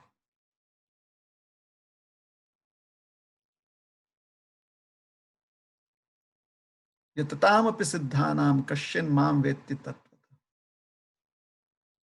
तो भगवान का जो माधुर्य है, भगवान की जो मधुरता है, यहाँ पर भगवान सिर्फ बांसुरी बजाते हैं और पर्वत पिघलने लगते हैं, वह अस्तित्व भगवान का, जो साधारणतः लोग ऐसे ही बातचीत में बोलने लगते हैं जैसे हम बोल रहे हैं अभी। साक्षात्कार है नहीं, लेकिन बोलते हुए ऐसा प्रतीत कर रहे हैं जैसे कि बहुत बड़ा उसके बारे में ज्ञान हो।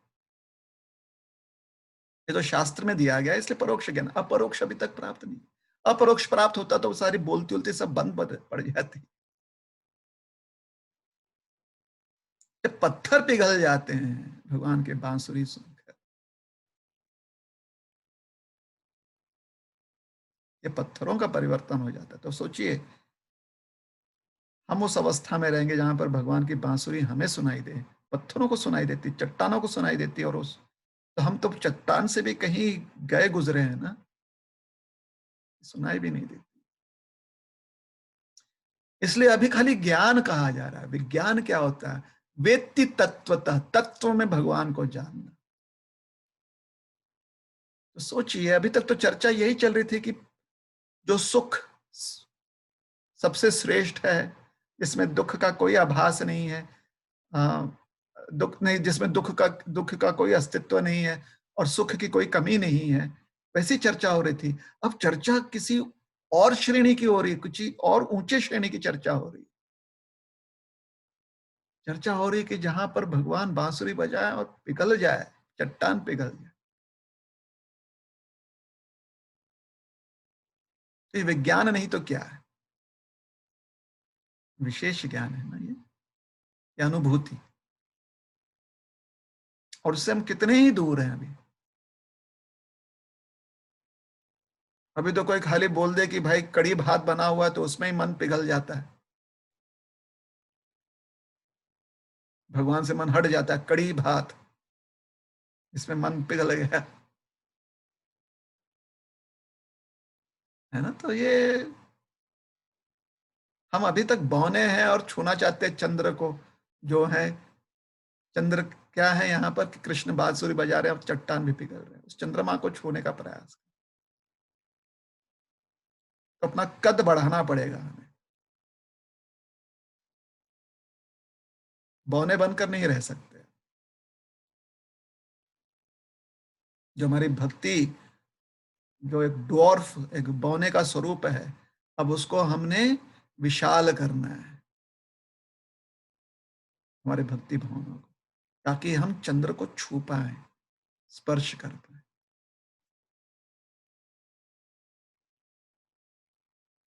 तो भगवान जो सारथी बनकर खड़े हैं, बैठे हैं, अर्जुन जी का रथ हाँक रहे हैं, सामने से इतने अस्त्र आ रहे हैं, इतने बाण लग रहे हैं उन्हें, श्री भगवान को, भगवान चुटकी भर से सारे बाण को तितर बितर कर सकते हैं।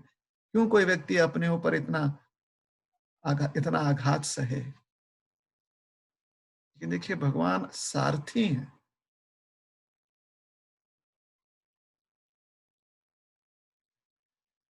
सिर्फ उन पर प्रहार किया जा रहा है, उसे भगवान स्वीकार, उसे सह रहे हैं, इतनी बात नहीं। अर्जुन जी को मार्गदर्शन भी कर रहे हैं।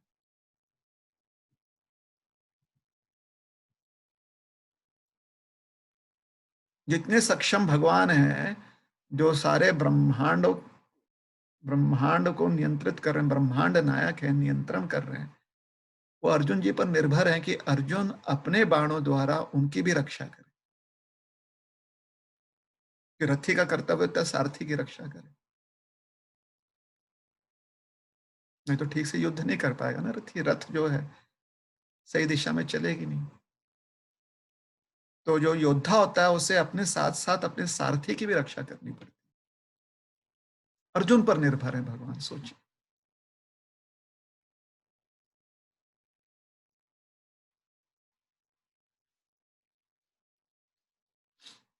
जो विदुर घर जाते हैं, विदुरानी के हाथ का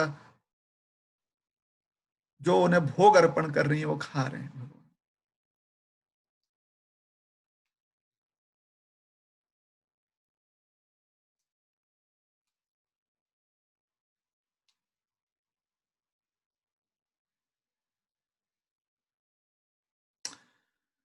तो ये जो भगवान की दिव्य लीलाएं हैं, उस दिव्य लीलाओं की अनुभूति करना, सिर्फ श्रवण नहीं, श्रवण तो हम कर ही रहे हैं, अनुभूति करना इसे कहते हैं। इसके बारे में भगवान कहते हैं, ऐसा जो भोग संग्रह से मुक्त होकर परमात्मा या जो मोक्ष अभिलाषी व्यक्ति होते हैं, उस सुख को सर्वस्व मानता है और जीता है अपना जीवन, ऐसे लोगों में से कोई एक होता है जो तत्वतः भगवान को जानता है।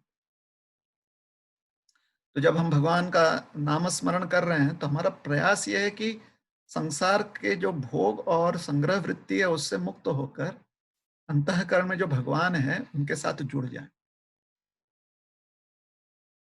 और उसमें जब सिद्ध हो जाएंगे तो फिर अंतःकरण में भगवान जो है उनकी सेवा करने का अवसर मिलेगा, और फिर भगवान की जो दिव्य लीलाएं हैं उसमें हम सेवक के रूप में प्रविष्ट हो जाएंगे।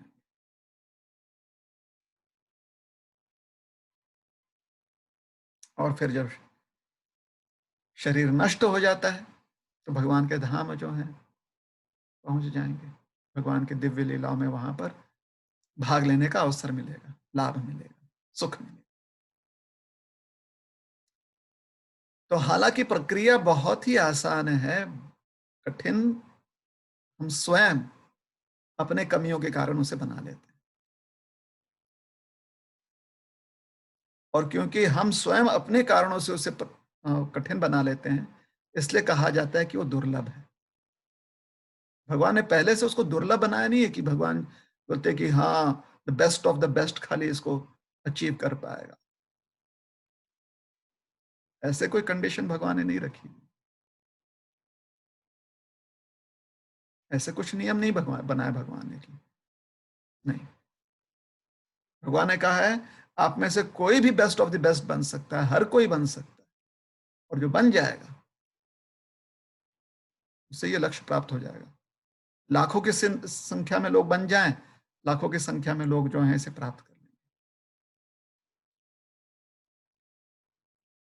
तो दुर्लभ इसलिए कहा, बताया गया इस प्रक्रिया को, क्योंकि हम कमजोर पड़ जाते हैं। कितना कमजोर पड़ जाते हैं कि अगर हमारी कमजोरियों पर कोई पैसा लगाए ना तो उसका पैसा 10 गुना उसे वापस मिलेगा। हमारी ऐसी कमजोरी है। और क्यों हमारी ऐसी कमजोरियां हैं? क्योंकि हम आलसी हो चुके हैं, आलसी हो गए। हम चाहते हैं कि कोई आकर हमारे लिए कष्ट करे और हमारी कमजोरियों को वह व्यक्ति दूर करे, स्वयं कष्ट नहीं करना चाहते। और अगर स्वयं कष्ट भी करते हैं तो 2-4 दिन, 2-4 महीने, 2-4 साल कर कर सोचते हैं कि बहुत कष्ट कर लिए। थोड़ा विचार कीजिए, लेकिन संसार का सुख नित्य प्राप्त करने के लिए आप जीवन भर कष्ट करते, तो संसार के सुख प्राप्त करने के लिए आप जीवन भर भर कष्ट करते हो, और भगवान की सेवा करने का सुख प्राप्त करने के लिए आप 2-4 महीने में थक जाते हो।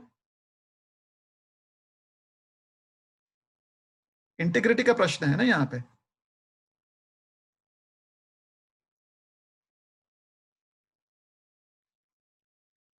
ठीक है। तो जब इस आलस्य को हम त्याग दें, कष्ट खूब करें, मेहनत खूब करें,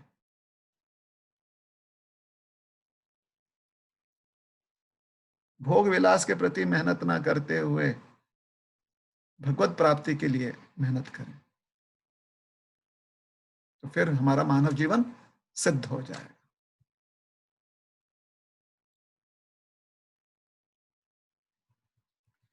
देखते हैं कुछ और अगर विश्लेषण है।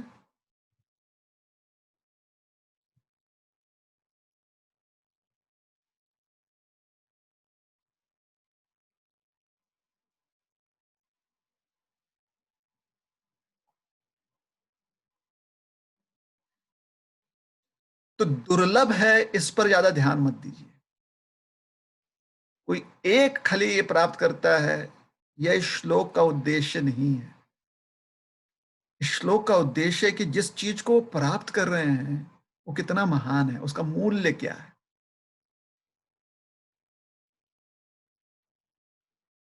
संसार में हीरे और सोने की कमी नहीं है,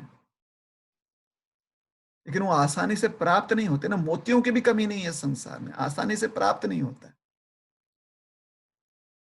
इसलिए कहा गया कि वो दुर्लभ है। जितने आसानी से आपको लोहा मिल जाए, जितने आसानी से आपको कंकड़ मिल जाए, जितने आसानी से आपको धूल मिल जाए, उतने आसानी से आपको खूब कष्ट करना पड़ता है। धरती के भीतर जाना पड़ता है, समुद्र में गोताखोरी करनी पड़ती है, तब जाकर कहीं पर आपको मोती मिलता है, मोतियां मिलते हैं, तब जाकर कहीं आपको सोना हीरा पन्ना मिलता है।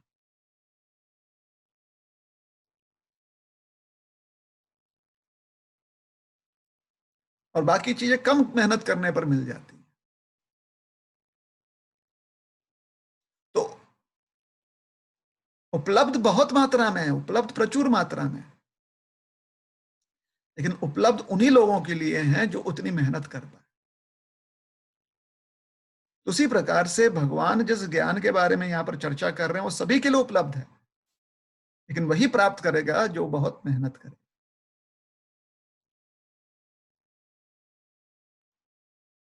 संसार का सुख भी लगता है कि साधारणतः किसी को भी मिल जाता है, लेकिन उसके लिए भी खूब मेहनत करनी पड़ती है। वैचा जो विवेकी व्यक्ति होता है, विचार करता है कि क्यों ना ये कष्ट भगवान को प्राप्त करने में लगा दे। तो भगवान तत्वतः क्या है ये समझाने का प्रयास भगवान करेंगे। मतलब भगवान प्रयास नहीं करेंगे, भगवान समझाएंगे। हम कितना अपने प्रयास में सफल होते हैं हम पर निर्भर करता है। तो यह जो अनमोल रत्न है भगवान के अस्तित्व का, उस चीज उसका उल्लेख भगवान अब करने वाले, उस अनमोल रत्न का। तो अब जब बता दिया है कि ये कितना अनमोल है, और क्योंकि अनमोल है इसलिए शायद खाली मेहनती लोग जो हैं उसे प्राप्त कर पाएंगे, तो शायद दुर्लभ है, ऐसा भी कहा जा सकता है। तो उस संदर्भ में अब भगवान आगे और ज्ञान देंगे। हम्म। और अभी पूरी तरह से भगवान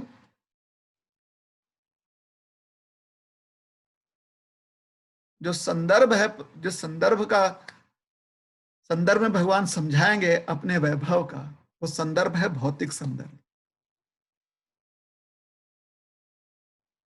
तो भौतिक तत्व में भगवान का अस्तित्व,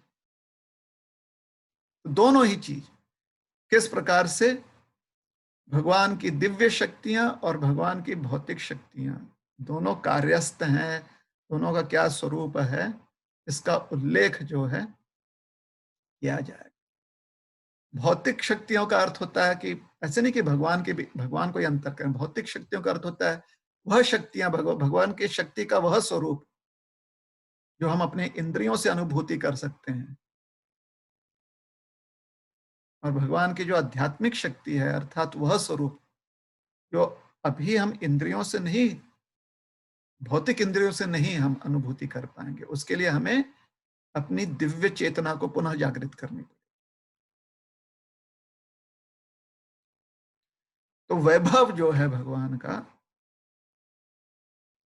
उन शक्तियों के माध्यम से जो हमें समझ में आती है अपने भौतिक मन और बुद्धि से, और उन शक्तियों का उल्लेख जो हमारे लिए एक आदर्श, अभी एक आदर्श स्वरूप है।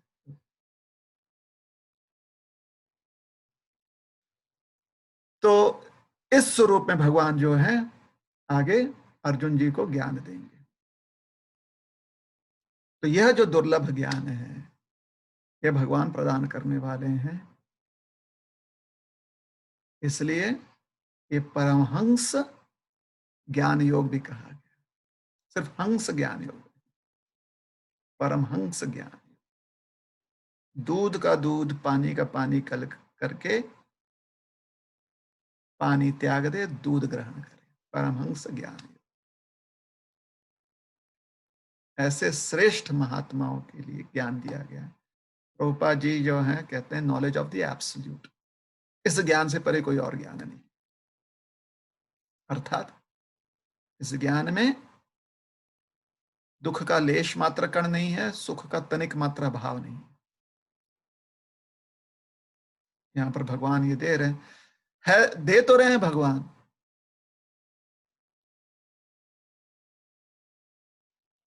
मानो जैसे कि हमारे पास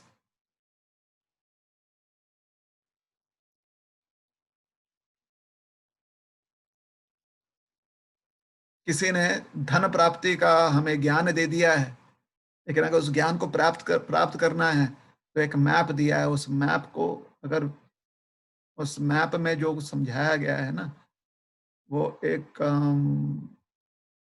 पजल जो दिया गया, अगर उसको सॉल्व कर दिए हम तो वो धन हमें मिल जाए। पजल दिया गया, बड़ा ही दुर्लभ चीज है। जैसे हर कोई जानता है कि सोना बड़ी कीमती चीज है, प्राप्त हो जाएगा तो जीवन बदल सकता है, लेकिन सोना प्राप्त कैसे कर किया जाता है, यह जो है ना थोड़ा रहस्यात्मक है। कुछ लोग सोचेंगे कि अगर इतना ही ज्ञान दुर्लभ है तो फिर भगवान तो सबको बता दे, तो अब तो ये सामान्य ज्ञान हो गया। ना ना ना, सामान्य हुआ नहीं है।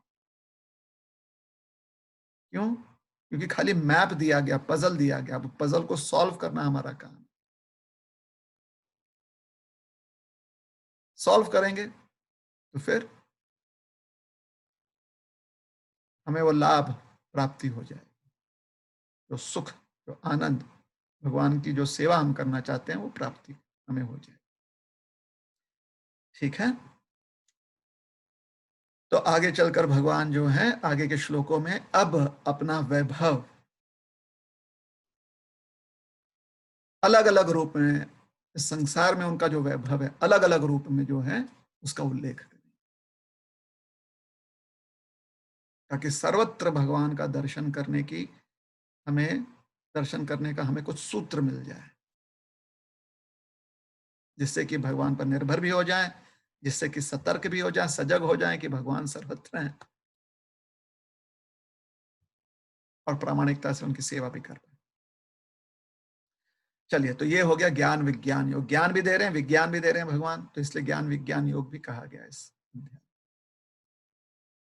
ठीक है। तो मनुष्य नाम सहस्रेशु कश्चिद यतति सिद्धे यतताम अपि सिद्धानाम कश्चिन माम वेत्ति तत्त्वतः।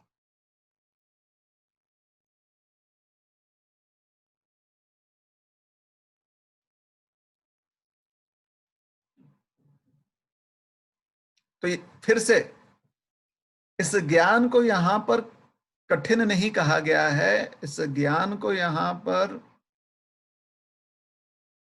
दुर्लभ नहीं कहा गया है। ज्ञान बड़ा ही सरल है, ज्ञान सभी के लिए आसान है समझना। प्रत्युत क्या कहा गया? प्रत्युत यह है कि मेहनत करने पर ज्ञान प्राप्ति हो। मेहनत करेंगे तो फिर समझ में आएगा, मेहनत नहीं करेंगे तो समझ में नहीं आएगी। संसार में चिरंतन मेहनत मेहनत करने वाले लोगों की कमी है।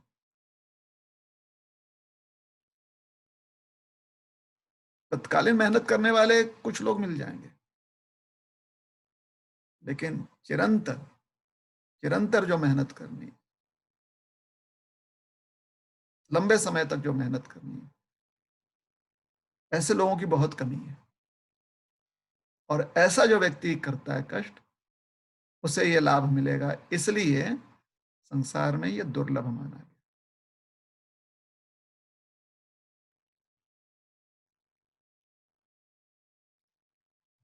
दूसरी बात, और एक चीज, हाँ, यततामपि सिद्धानाम कश्चिन माम वेत्ति तत्व, वेत्ति तत्वतः, वेत्ति मतलब मुझे जानना। तो भगवान के इन वैभवों का गुणगान करने में भी जो लोग जो योग्य हैं, वो भी बहुत कम है। अक्सर लोग मोक्ष के बारे में चर्चा खूब कर लेते हैं, मुक्त हो जाओ बस काफी। लेकिन भगवान का जो व्यक्तित्व है, जो उनकी जो दिव्यता है,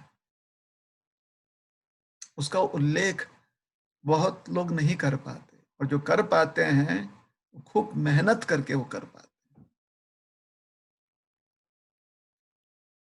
तो मेहनत करनी पड़ती है उन्हें समझाने के लिए। तो ऐसा समझ प्रदान करने वाले लोगों की भी बहुत कमी होती है, इसलिए कहते हैं भगवान कश्चिन माम वेत्ति तत्व, ये भी कहा गया। अर्थात अगर किसी प्रकार से हमें ऐसे महात्माओं की संगति प्राप्त हो जाए जो उल्लेख कर पाए, तो हमें खूब मेहनत करनी चाहिए, क्योंकि वो दुर्लभ अवसर है। तो दुर्लभ अवसर का पूरा लाभ लेने का हमें प्रयास करना चाहिए।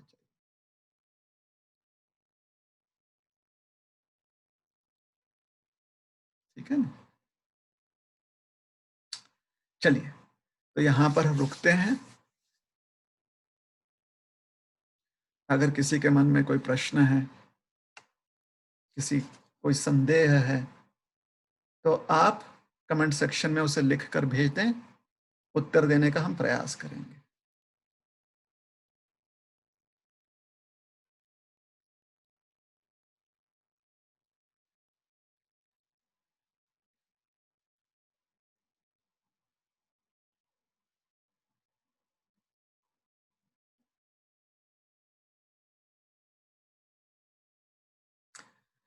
एक प्रश्न यह है कि हम खाली दो मनुष्य योनि जानते हैं, स्त्री और पुरुष, तो 4 लाख मनुष्य योनि क्या?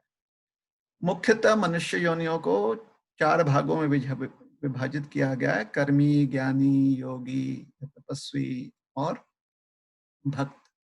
फिर कर्मियों में सकाम कर्मी, निष्काम कर्मी। फिर वो सकाम कर्मियों में और होता है कि वो किस चीज के लिए अभिलाषी है। स्वर्गलोक का अभिलाषी है, स्वर्गलोक में कौन से लोक का अभिलाषी है।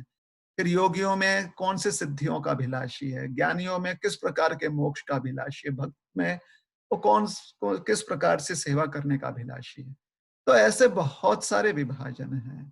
सारे विभाजनों का उल्लेख अगर आप चाहते हैं, तो अब हमें भी वो पूरा विभाजन मिला नहीं है। शायद वो शास्त्र लुप्त तो हो गए हैं। ठीक है ना? कमी है। लेकिन उन विभाजनों के अनुसार शायद पूर्व काल में वो लोग वर्णाश्रम आ,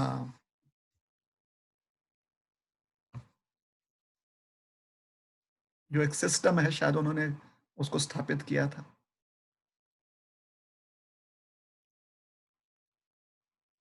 तो विभाजन शरीर के आधार पर नहीं किया गया है। शरीर गौण है, शरीर का स्वरूप भी गौण है। विभाजन किया गया चेतना के अनुसार। चेतना अर्थात भोग वृत्ति में चेतना कैसे लगी हुई है। जैसे स्वर्गलोक में कोई इंद्रलोक को प्राप्त करना चाहता है, कोई वरुण लोक को प्राप्त करना चाहता है, कोई जो है कुबेर लोक को प्राप्त करना चाहता है। कुबेर लोक में भी अलग अलग प्रकार के, तो इतने सारे जो है ना, बहुत बहुत बहुत विभाजन। तो बिल्कुल गलत बात है ये, जो हमारी धारणा है कि सिर्फ लिंग भेद के से दो योनियां बनी हुई हैं। सही में? एक मिनट देखते हैं प्रश्न फिर से क्या है।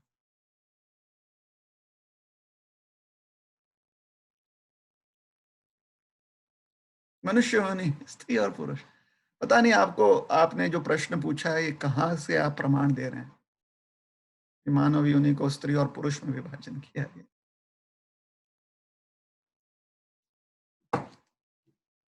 ठीक है,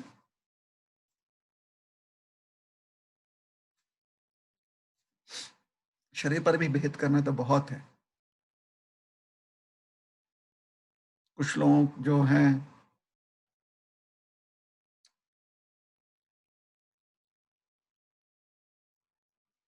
बहुत सारे विभाजन छोड़िए, एक किडनी होती है, एक किडनी छोटी होती है, दूसरी किडनी बड़ी होती है, लिवर साइज थोड़ा कम होता है, थोड़ा ज्यादा होता है। इतने विभाजन है ना शरीर के हिसाब से कि मोटा मोटी उनको खाली दो स्पीशीज में ये तो नहीं, धारणा जो है युक्त नहीं है। शास्त्र में जब 4 लाख लाख कहा जाता है, 4 लाख योनि जो है ये हमारी चेतना के अनुसार है। चेतना कितनी विकसित है तो उसके लक्षण होते हैं। जैसे जो इंद्रलोक का अभिलाषी होता है वो वरुण लोक के अभिलाषी से अलग हो, उसकी चेतना थोड़ी अलग हो, उसकी कल्पनाएं, सुख की कल्पनाएं अलग होती हैं, उसकी अभिलाषाएं अलग होती हैं। ठीक है, तो अभी आज के काल में जितने शास्त्र की वाणी हम तक पहुंची हुई है बहुत कम मात्रा में पहुंची हुई है, इसलिए बहुत कम ज्ञान है हमारे हमारे पास इन चीजों। बस इतना ही है कि हमसे कहा गया है तो हम मान लेते हैं कि 4 लाख योनियां, नहीं मानना चाहते मन मानिए, खाली जब आपको 4 लाख से कम मानना, 4 योनियां ही माननी है तो 4 योनि मान लीजिए, आपको जितना मानना है मानिए।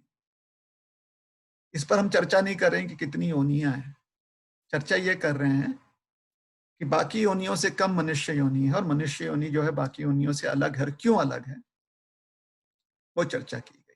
तो that is the main topic of discussion, मतलब वो मुख्य मुद्दा है।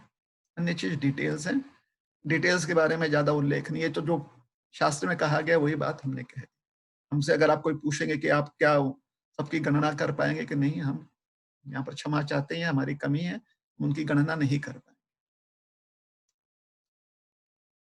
ठीक है ना?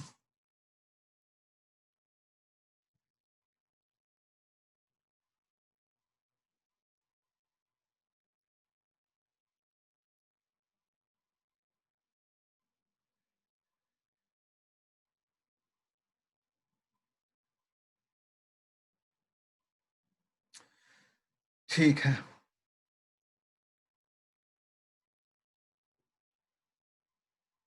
दूसरा प्रश्न है,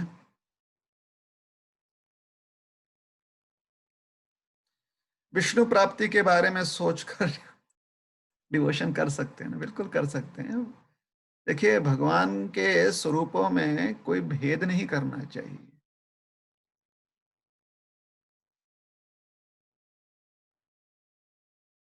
भगवान का स्वरूप विशेष होता है, उसका उल्लेख किया गया शास्त्र में। भक्ति कीजिए आप, ये बहुत आवश्यक है।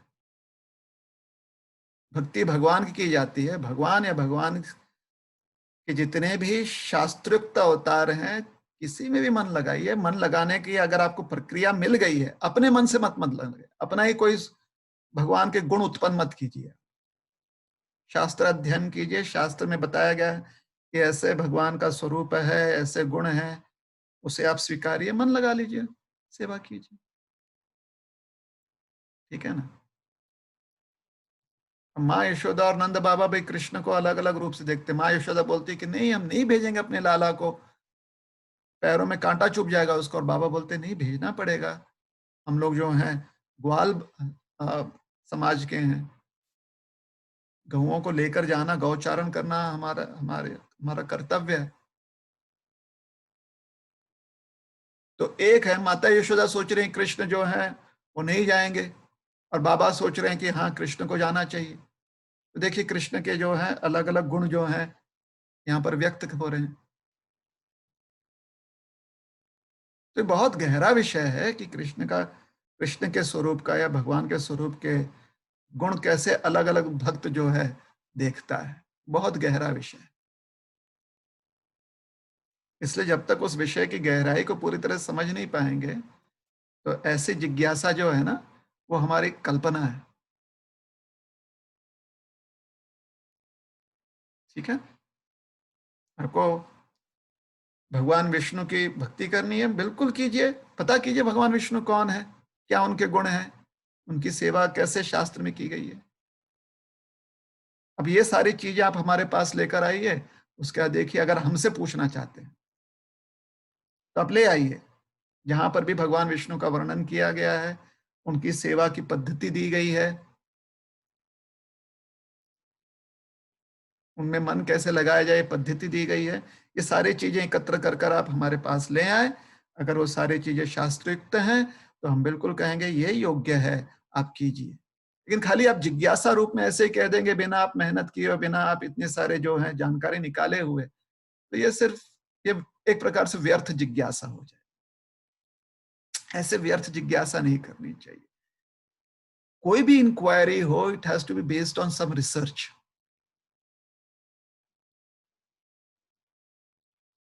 तब उससे आपको ज्ञान प्राप्ति होगी। ठीक है ना? हाँ, कुछ लोग बोलेंगे नहीं नहीं, हम बचपन से जो ये करते आ रहे हैं, यहाँ पर तो खाली विष्णु शब्द है। पढ़िए उसको ठीक से।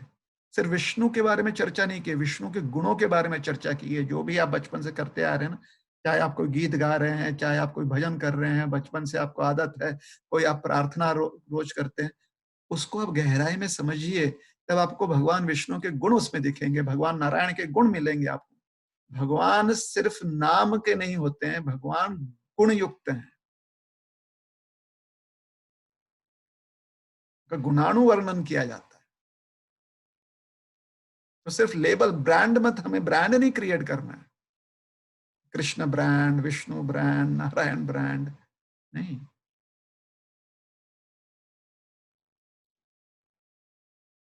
ठीक है, भगवान जो है अपना, उनके अलग अलग स्वरूप होते हैं, हर एक स्वरूप मधुर है।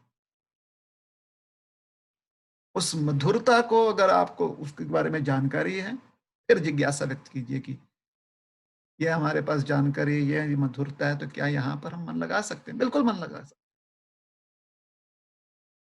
तो आपसे अनुरोध है कि आपका होमवर्क है, जिन्होंने प्रश्न पूछा, विष्णु प्राप्ति के बारे में सोच के तो डिवोशन कर सकते हैं। तो विष्णु प्राप्ति, विष्णु और विष्णु प्राप्ति, इस संदर्भ में और डिस्क्रिप्शन भेजिए हमारे पास। आपके पास जो और डिस्क्रिप्शन जानकारी है, भेजिए हमारे पास। ठीक है ना? तब हम और चर्चा करेंगे।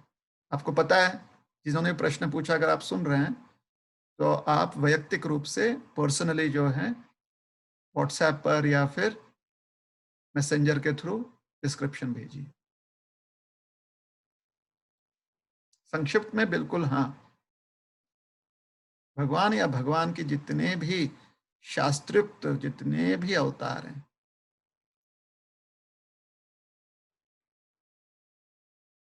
सिर्फ सोचिए मत, उनका भजन कैसे करने, उनकी सेवा कैसे करनी, उनके उनके प्रति डिवोशन कैसे करना है, सीखिए, समझिए, जानिए और कीजिए। ओ ओ ओ ओ ओ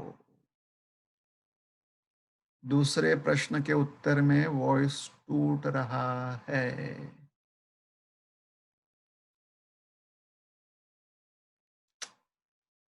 हरे कृष्णा, हरे कृष्णा, कृष्णा कृष्णा हरे हरे, हरे राम राम राम हरे। ठीक है, संक्षिप्त में यही कहेंगे, जिज्ञासा वो होनी चाहिए जिसमें हमने कुछ रिसर्च किया हो। थोड़ा रिसर्च कर लीजिए। होमवर्क है, जिन्होंने भी क्वेश्चन पूछा हमसे उनके लिए होमवर्क है, विष्णु के बारे में और जानकारी हमें दीजिए, उनके गुण, उनका जो व्यक्तित्व है, वह विष्णु प्राप्ति के बारे में भी और जानकारी दीजिए। ठीक है ना? क्योंकि आपका प्रश्न क्या है, विष्णु प्राप्ति के बारे में, ऐसे ही अपने प्रश्न पूछे। तो आप व्यक्तिगत रूप से जो है ना, पर्सनली ऑफलाइन आप ही हमें जानकारी दीजिए, फिर हम आपको बताएंगे कि ये जो आपकी जानकारी है वो उचित है, योग्य है, और आप विष्णु भक्ति के बारे में मन लगा लीजिए। भगवान और भगवान के जितने भी अवतार हैं शास्त्रयुक्त, उनकी सेवा करना अति योग्य है। ठीक है। हमने ये भी कहा था कि बहुत गहरा विषय है चर्चा का ये, तो निश्चित रूप से उसके बारे में चिंतन कर सकते, चर्चा कर सकते।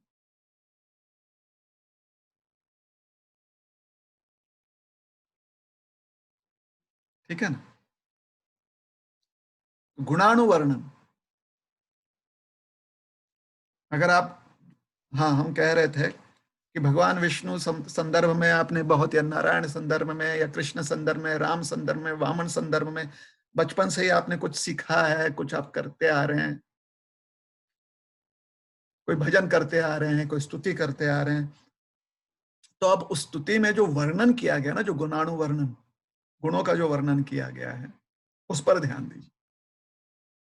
उससे आपको समझ में आएगा कि उनका व्यक्तित्व क्या है उस संदर्भ में, और आप जो है रिसर्च कीजिए शास्त्र में उन गुणों को लेकर, और आपके लिए आपको ज्ञान मिलेगा, और जो है आपके मन को बात समझ में आएगी। जितनी आपकी समझ बढ़ेगी, उतना ही आप अच्छे से डिवोशन कर पाओगे, उतना ही अच्छे से आप सेवा कर पाओगे। तो मुंह बोलित सेवा करनी नहीं है हमें। मुख मुख क्या कहेंगे उसे? हाँ, यही कहते हैं ना, मुंह बोलित सेवा नहीं करनी, खाली मुंह से लिप सर्विस नहीं करना। ज्ञान, विस्तृत ज्ञान, और ज्ञान के आधार पर सेवा करनी है। अपने मन से हमें भगवान विष्णु के गुण नहीं बनाने, भगवान नारायण के, भगवान कृष्ण के, राम के, सीता ठाकुरानी के, सीता देवी के, या फिर राधा रानी के हमको गुण नहीं बनाने, लक्ष्मी देवी के, अपने मन से गुण नहीं बनाने। शास्त्र में कोई प्रार्थना है, शास्त्र में कोई स्तुति है, उस स्तुति में जो गुणानुवर्णन किया गया, जो गुणों का वर्णन किया गया, उन गुणों का एक स्वरूप बनाइए। Know your God, to serve God. ठीक है। अपने भगवान को पहले पहचानिए, गुणों के अनुसार उनके गुणों को पहले पहचानिए, जिससे कि आप उनकी सेवा अच्छे से कर पाए। कहा है अपने भगवान को, मतलब भगवान का जो स्वरूप है उसको पहचानिए। चलिए, ये हो गया दूसरा प्रश्न का उत्तर।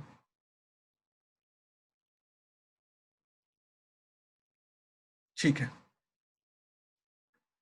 तो यहां पर रुकते हैं। बहुत बहुत धन्यवाद।